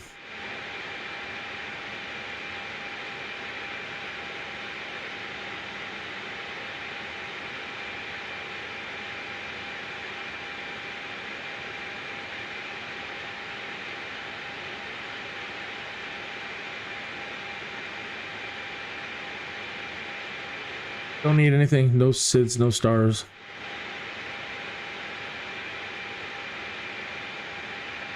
Okay, good. CO93 to Furpy to G-Dog to 35.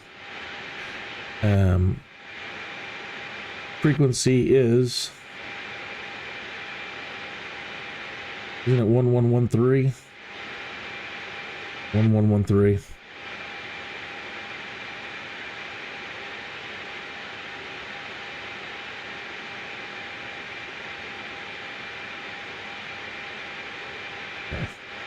And the course heading is 350.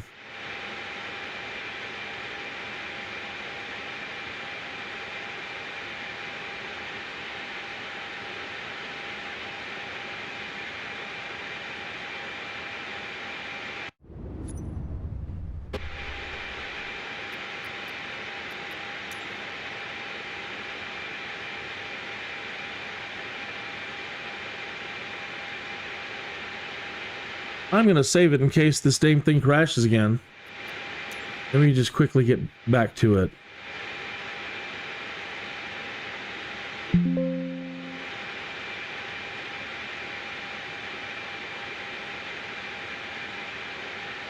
And we might not have enough runway.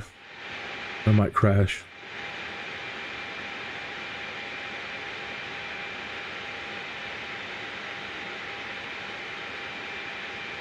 That's not enough light in here.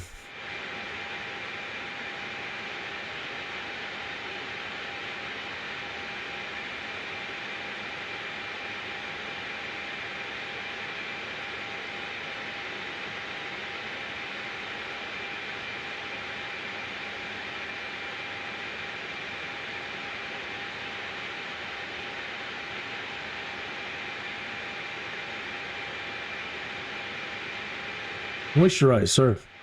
You need some moisturizer.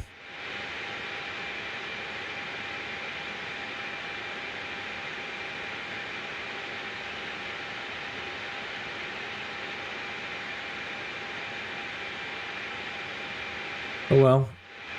Cross fingers. Bandwidth too low. Loading times may be extended and world streaming degraded. Well, that would mean my stream is also going to be taking a super huge hit. So I don't know what's going on. I have a fantastic internet connection. Just try to let it work itself out, I suppose.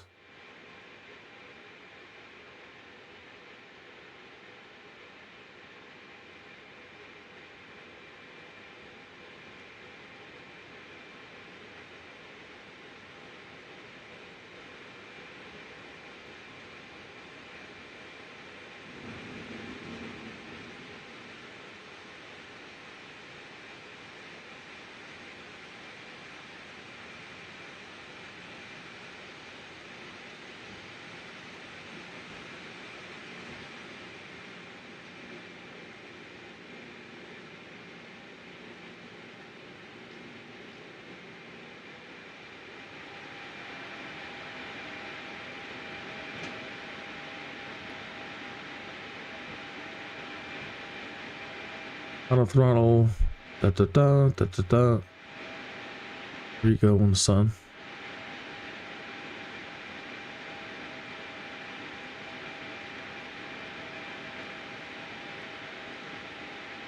Direct Furpy. Okay.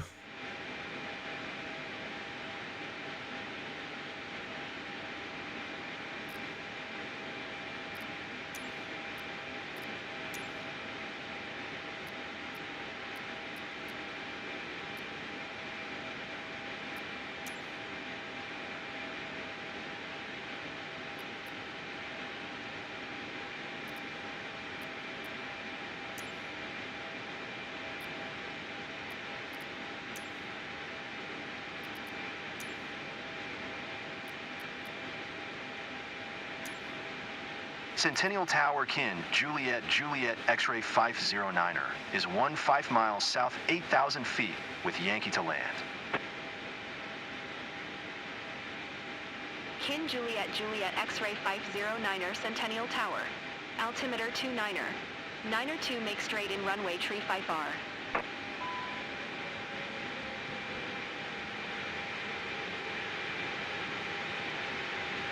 Auto throttle limited.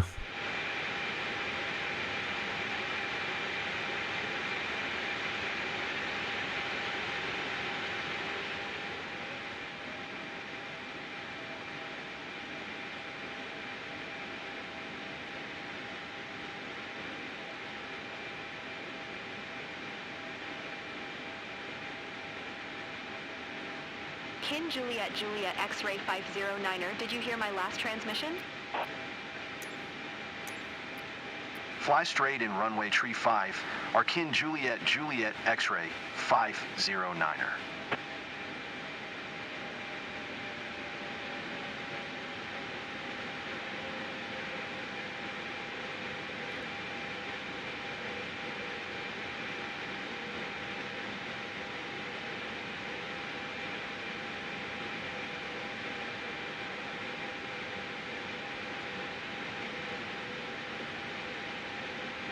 On the localizer.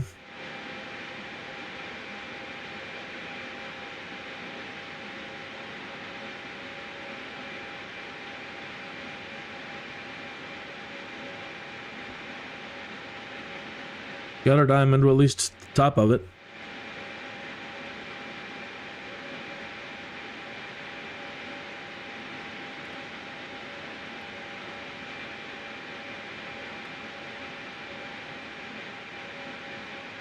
There's our diamond and it's falling. Falling.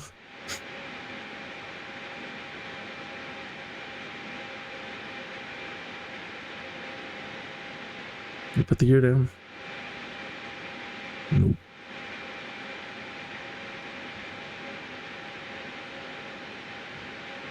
All right, and the diamond is crossing the yellow bar now. Let's go into approach.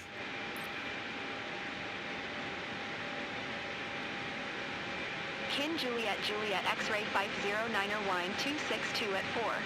Clear to land runway tree 5R.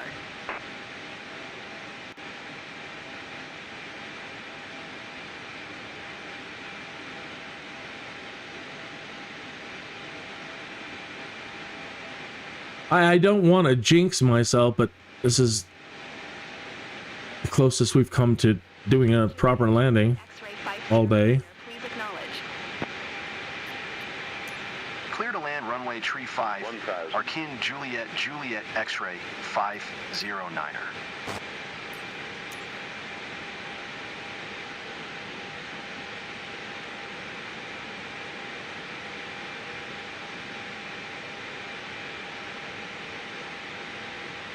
Now I hope the spoilers and reverse thrust are set properly.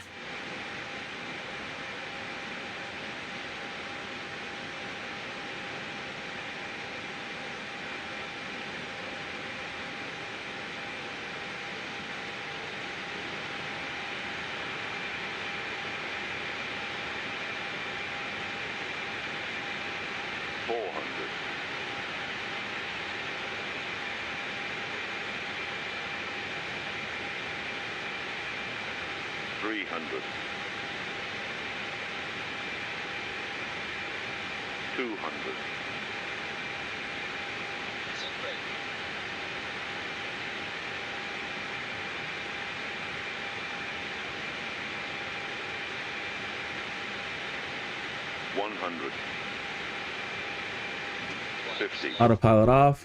20. Retard. Speed brakes. Retard. Retard. Nope. Reverse thrust. Come on, you.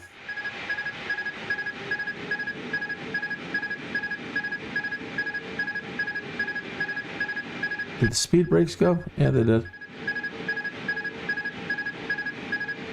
She didn't want to slow down. What's going on? She doesn't want to slow down. She's slowing down, but dang.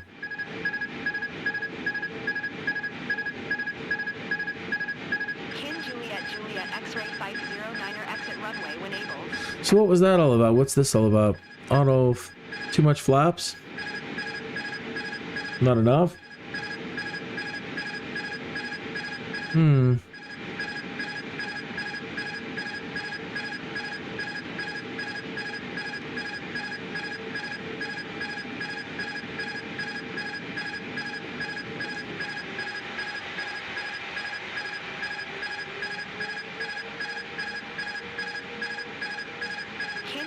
Juliet X-ray 509er exit runway when able.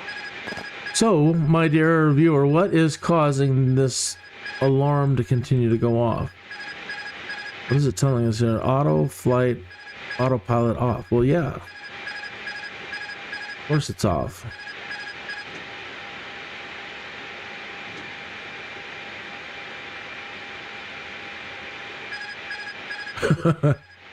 Why would it want the autopilot on to I don't understand that. Juliet X-ray 509er exit runway when able. Right.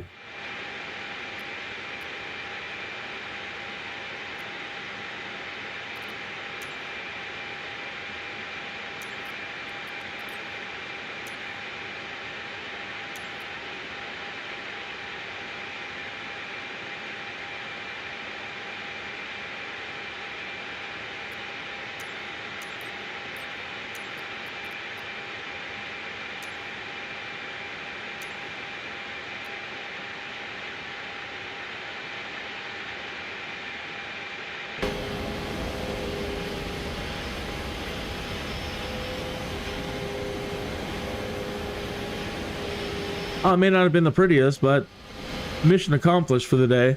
The mission was do an ILS landing. I mean, we'll do the whole flight, and we did the whole flight several times from Colorado Springs up to here. And the only problem is botching the landings. And so that's all we really needed to get. Bandwidth too low, loading times may be extended, and world streaming degraded. Juliet X-ray 509er turn next taxiway.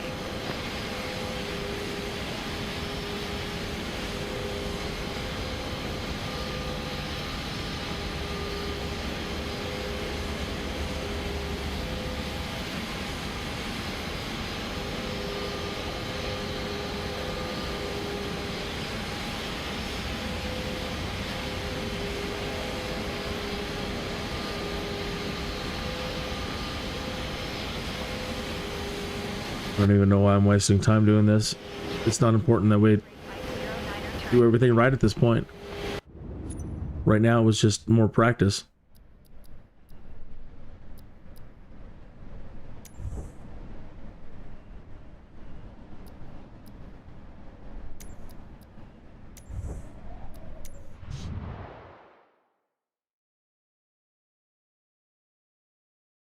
Okay. Boy, that orange juice is tart.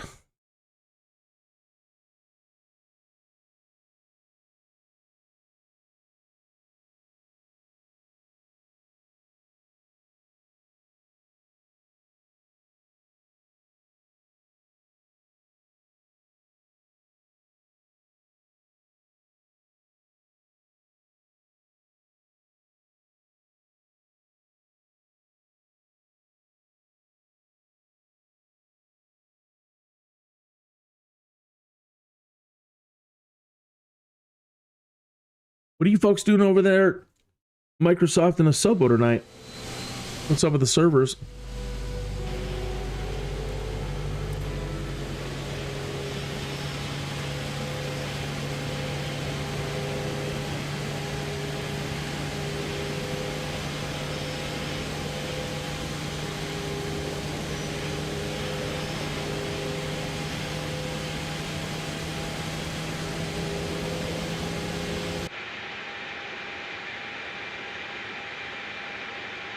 Really? Oh well. What was it? CO 92? CO 93.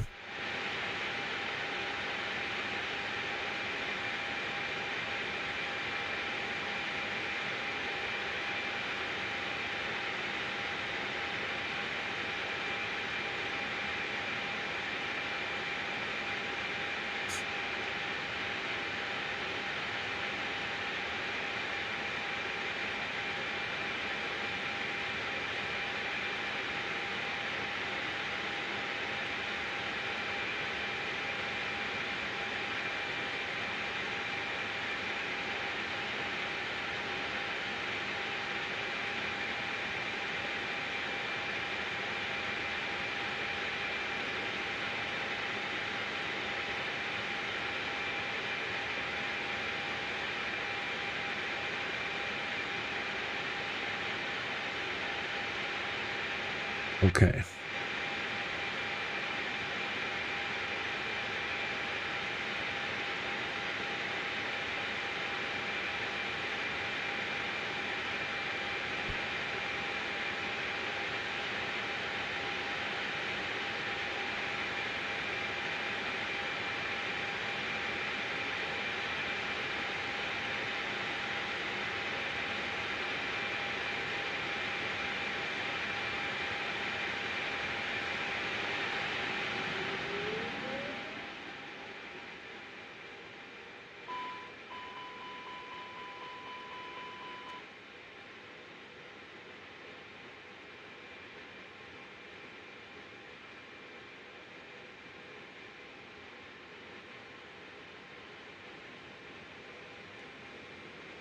I don't fully understand the flex and how to have set that to like it possibly tune the engine to be way more robust for a short takeoff. That's something I'm going to have to learn about.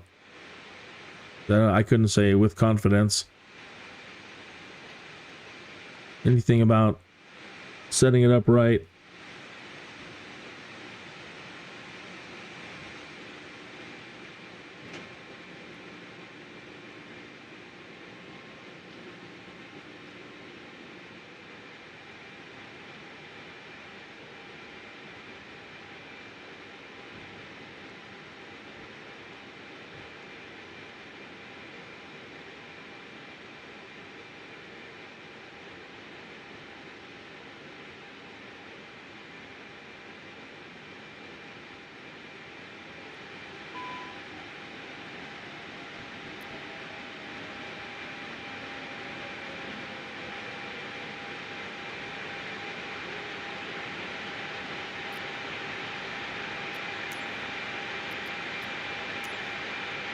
Uh-oh.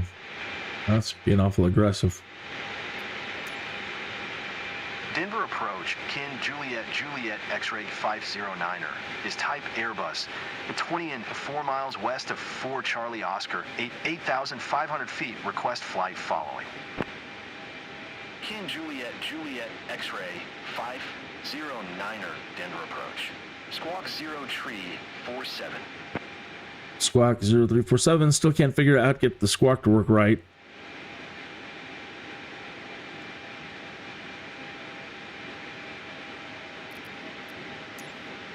Squawk 0 tree 47 Kin Juliet X-ray 509er. Radar contact 3 miles northwest of Man, I'm already here. Oscar, 8,000 feet, altimeter 29er. 9er 2. Roger Kin, Juliet X-ray 509er.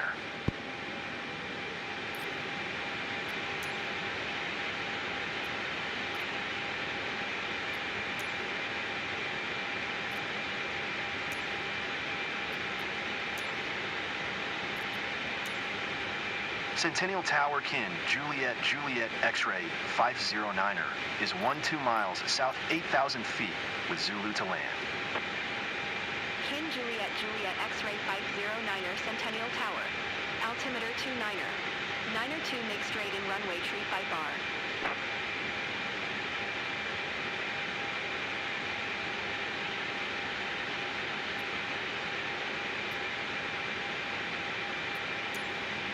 Make straight in runway tree 5, our Kin Juliet X-ray 509er.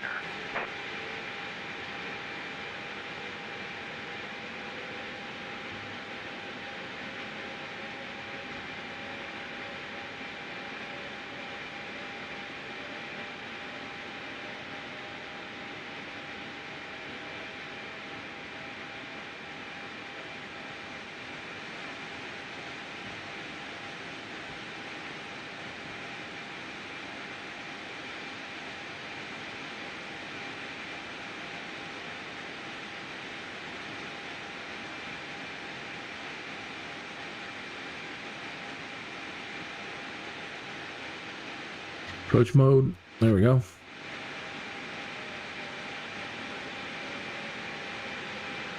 Kin Juliet X-ray 509er wine 262 at 4.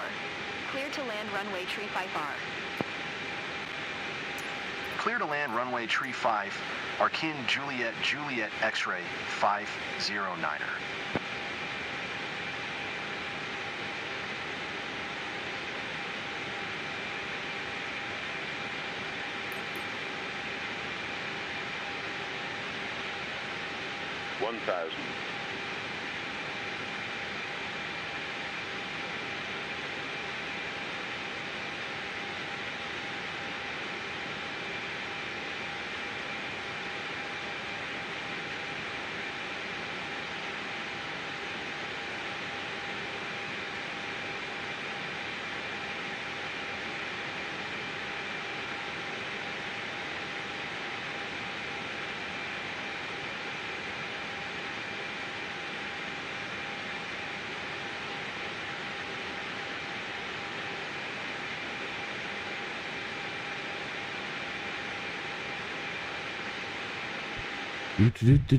Do.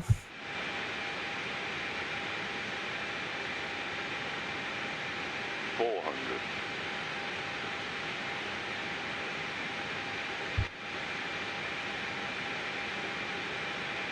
300.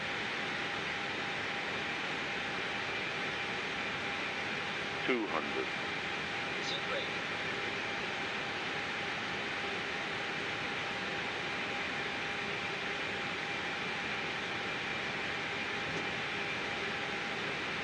100. 50.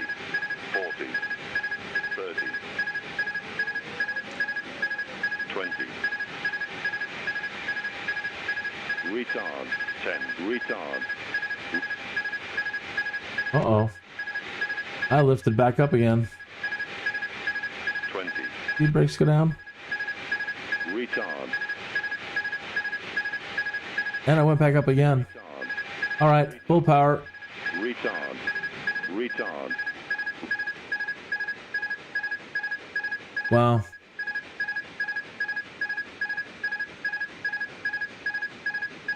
Okay. We are in the air, autopilot's off. Okay, we need to climb to 1,900 feet. Climb to 7,400 feet and then do a right turn to 160.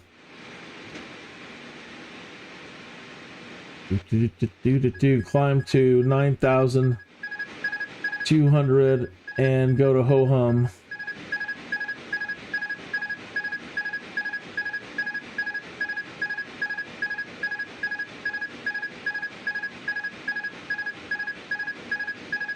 $9,200 and ho-hum.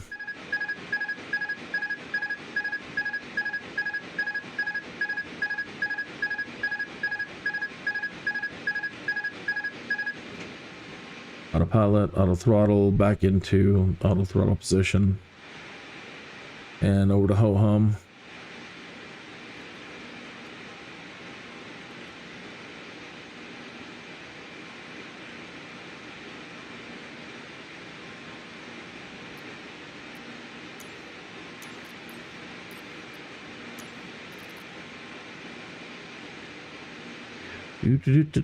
Do. Really? All right. Well, they're not going to make us file for missed approach. But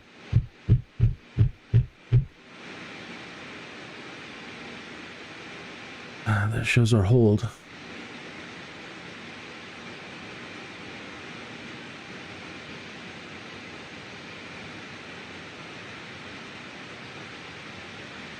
So we need to get back out to G-Dog. Where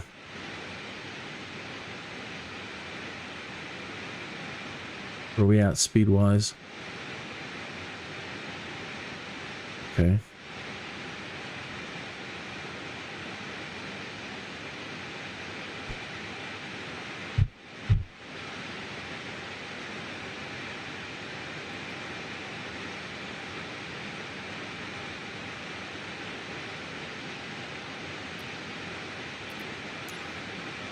Centennial Tower Kin, Juliet X-ray, 509er cancel landing intention.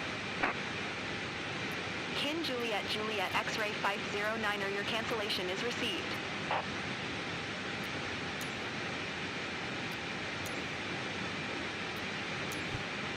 Centennial Tower Kin Juliet Juliet X-ray 509er is tree miles southeast 9,600 feet with Zulu to land. Kin Juliet Juliet X-ray 509er Centennial Tower. Altimeter 29er. Niner 2 fly left base runway tree 5R. Enter left base runway tree 5, our Kin Juliet Juliet X-ray 509er.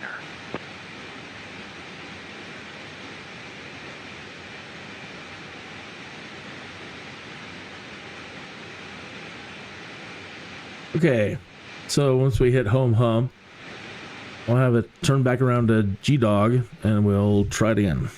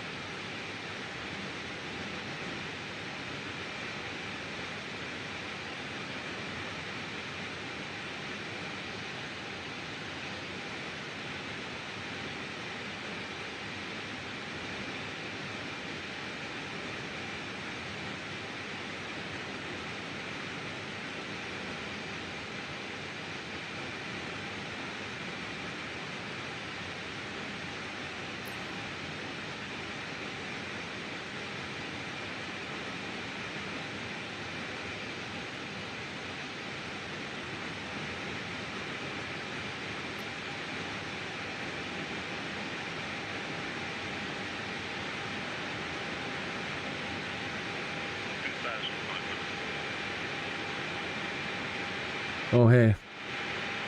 Slow down.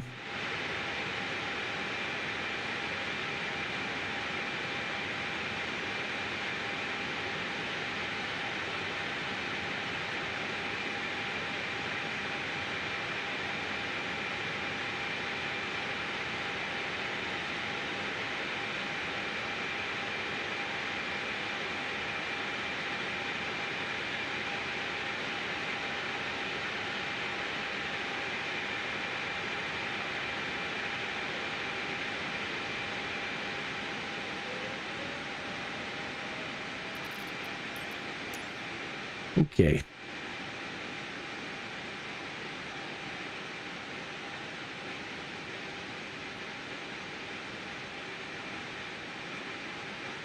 Oops. Oops. Accidentally turned it into manual heading.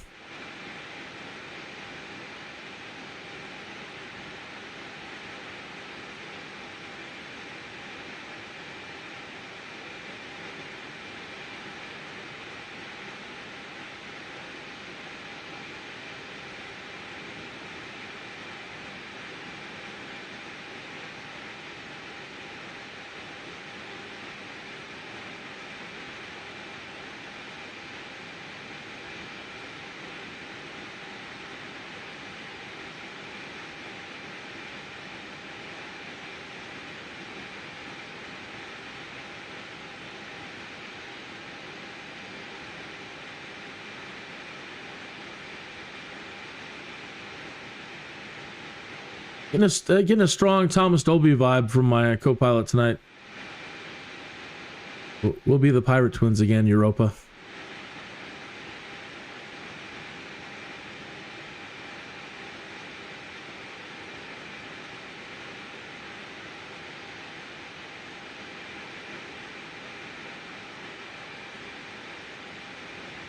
One of our Airbuses is missing tonight.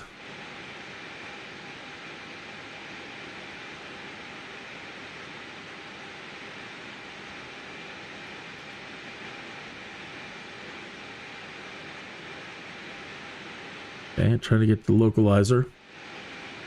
1131. 1113. 1113, sorry. It's 350. Oh, it's in there.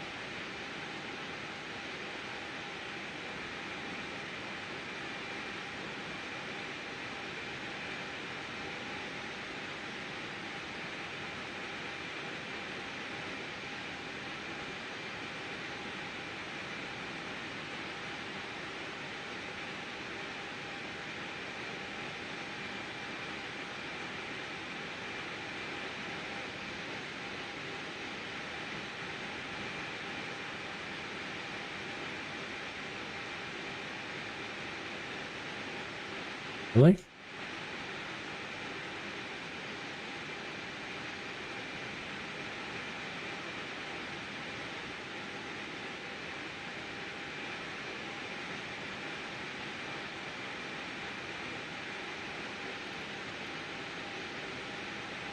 Uh-huh.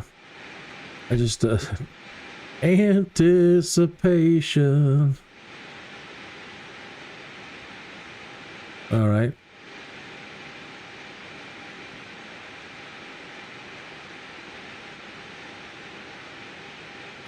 That's the plane doing it. She's got the localizer. That's not me. X-ray 509er wine 262 at 4. All right. To land runway tree 5R. Trying to go to approach mode. There we go. Try it again.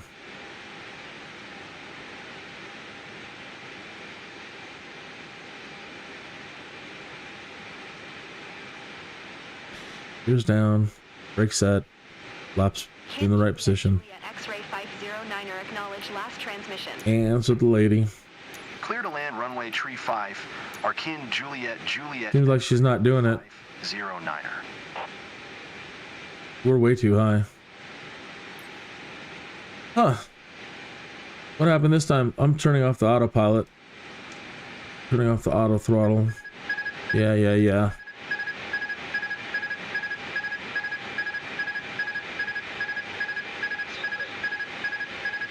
Do it live.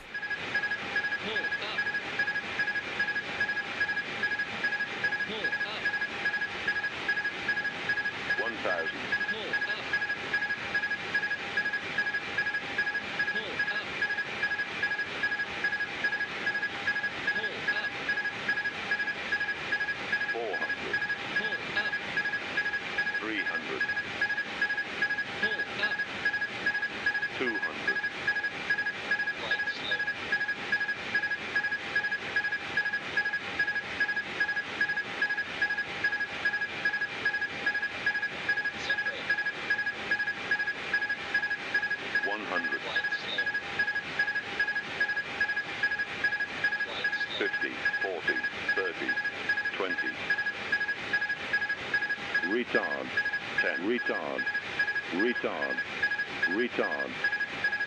Come down, baby. Come down. Retard.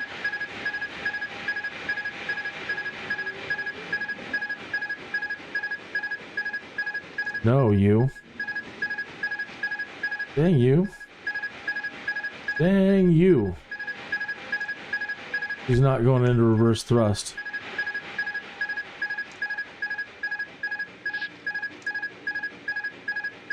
Where am I at? Did I just bounce off the runway? Am I up in the air again? I am, aren't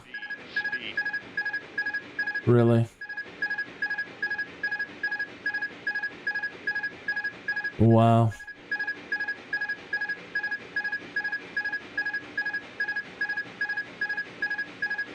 And I can't get the darn thing to go off and shut down.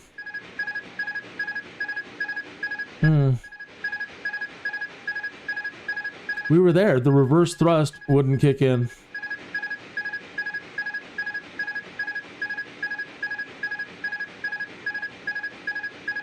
What a son of a gun.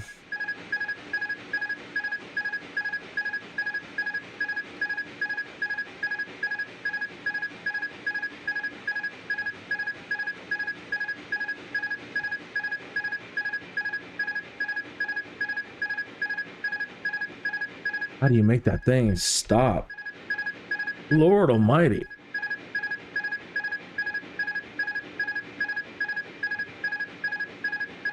Continuously reminding me what a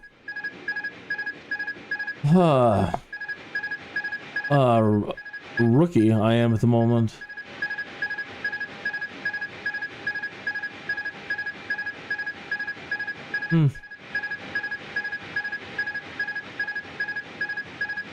Well, it's not a flap thing. Why wouldn't you go into reverse thrust?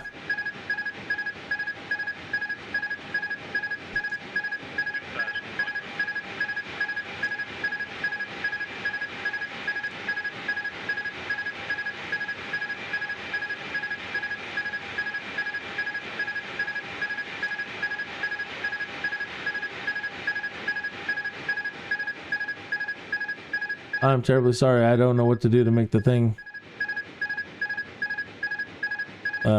stop making noise.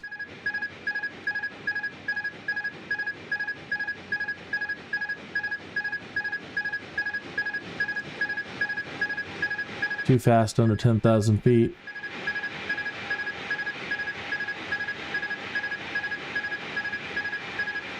Another thing for them to be mad at me about.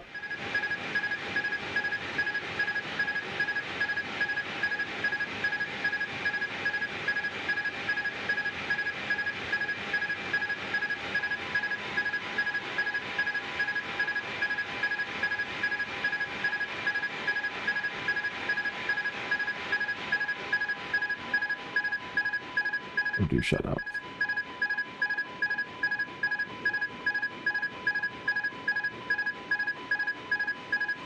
Oh crap. Down, Betsy. Down, Betsy.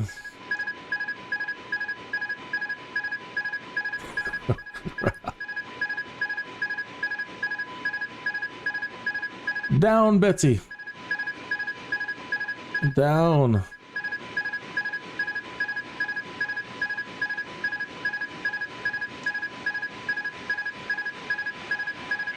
With the speed brake in? Yeah.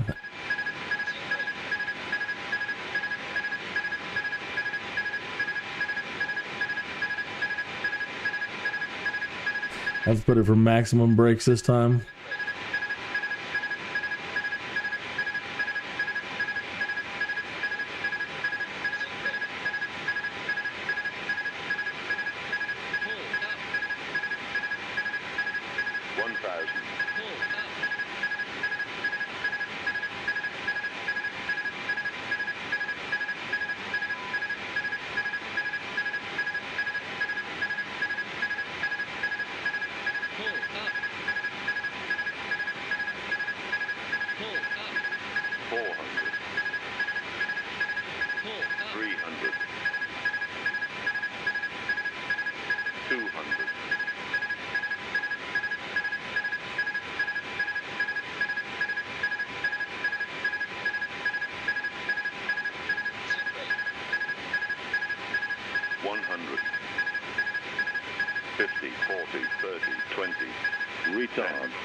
Retard.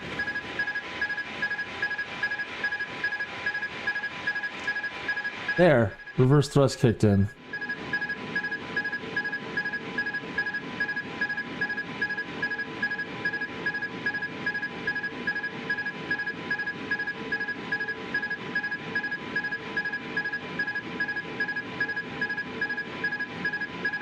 Juliet X-ray 509er contact ground on 1218. No, I'm coming in hot. Going off the taxiway. We'll work on the taxiing next time. All we wanted to do is get here and get this blessed horn turned off. Kin Juliet X-ray 509er, did you copy? I am copying now. How's that? Going to 121.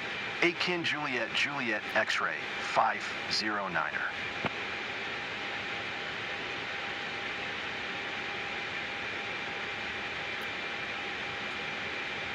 All right, well, a couple of botched attempts and then emergency attempts. Yeah, they're sending out the authorities to get me. That was all kinds of wrong, Mr. Kinneas. I'm afraid you're going to have to sleep downtown tonight. Yeah, I get it. Hey, but look, she's in one piece.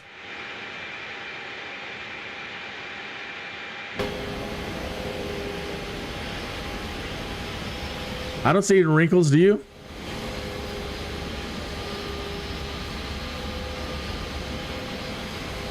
No, siree.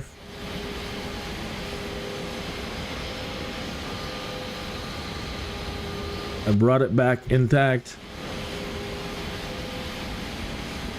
Besides, I didn't want to drive anyway. Free bed for the night doesn't sound too bad.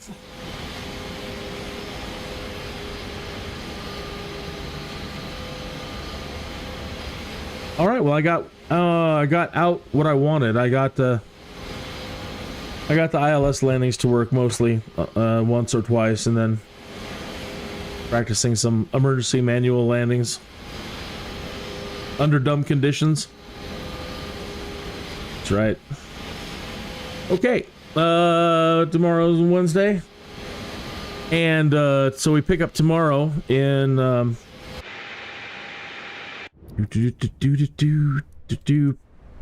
Vancouver, British Columbia area.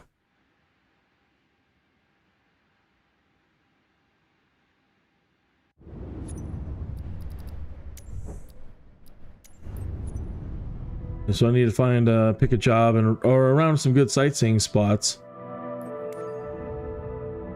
So this is where we're currently at. Well, one moment.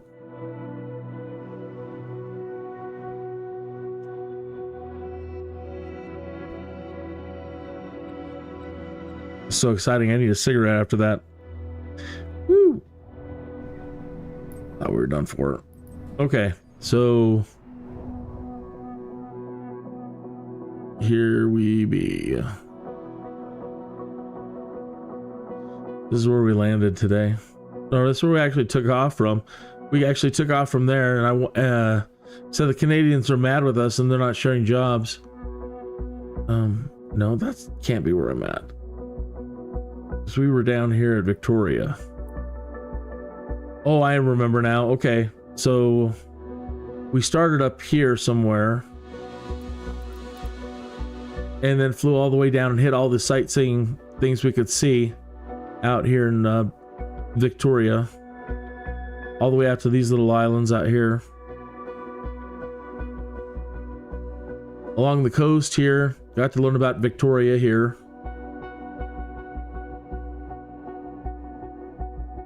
The naval ports, very cool. More naval. This is the naval base. Very cool. Then we flew up to these rivers. Yeah, and we followed the river all the way back up to where we took off from.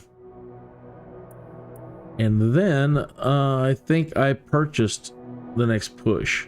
I found an airport over here and I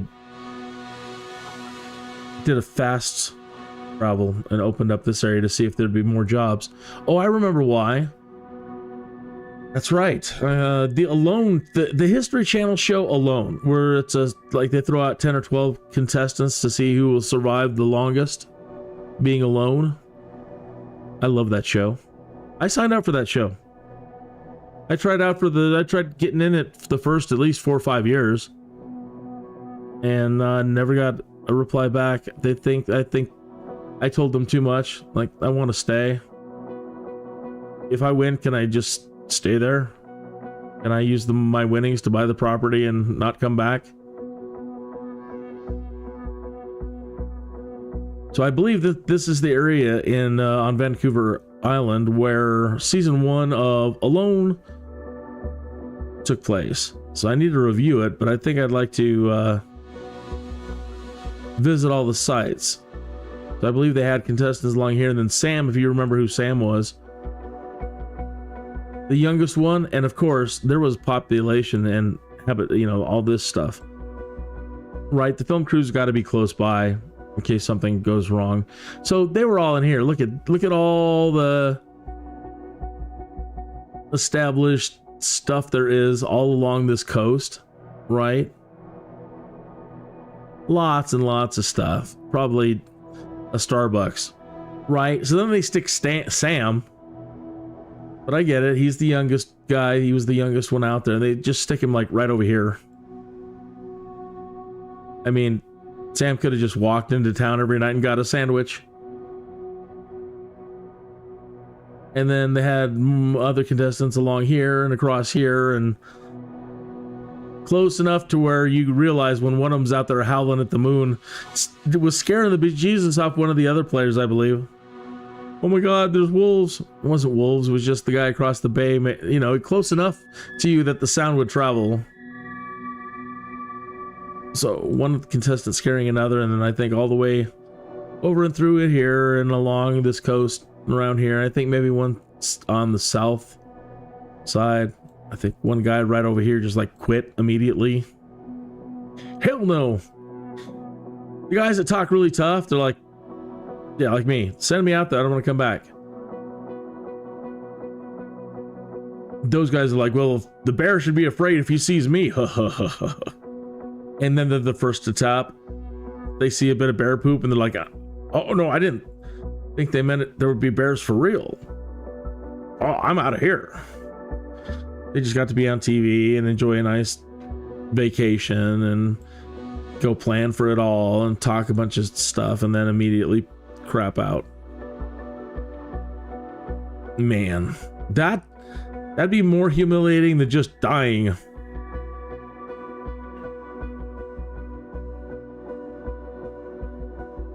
Yeah, that's what I'll be looking at later. First thing in the morning. Okay. Anyway, practice was successful.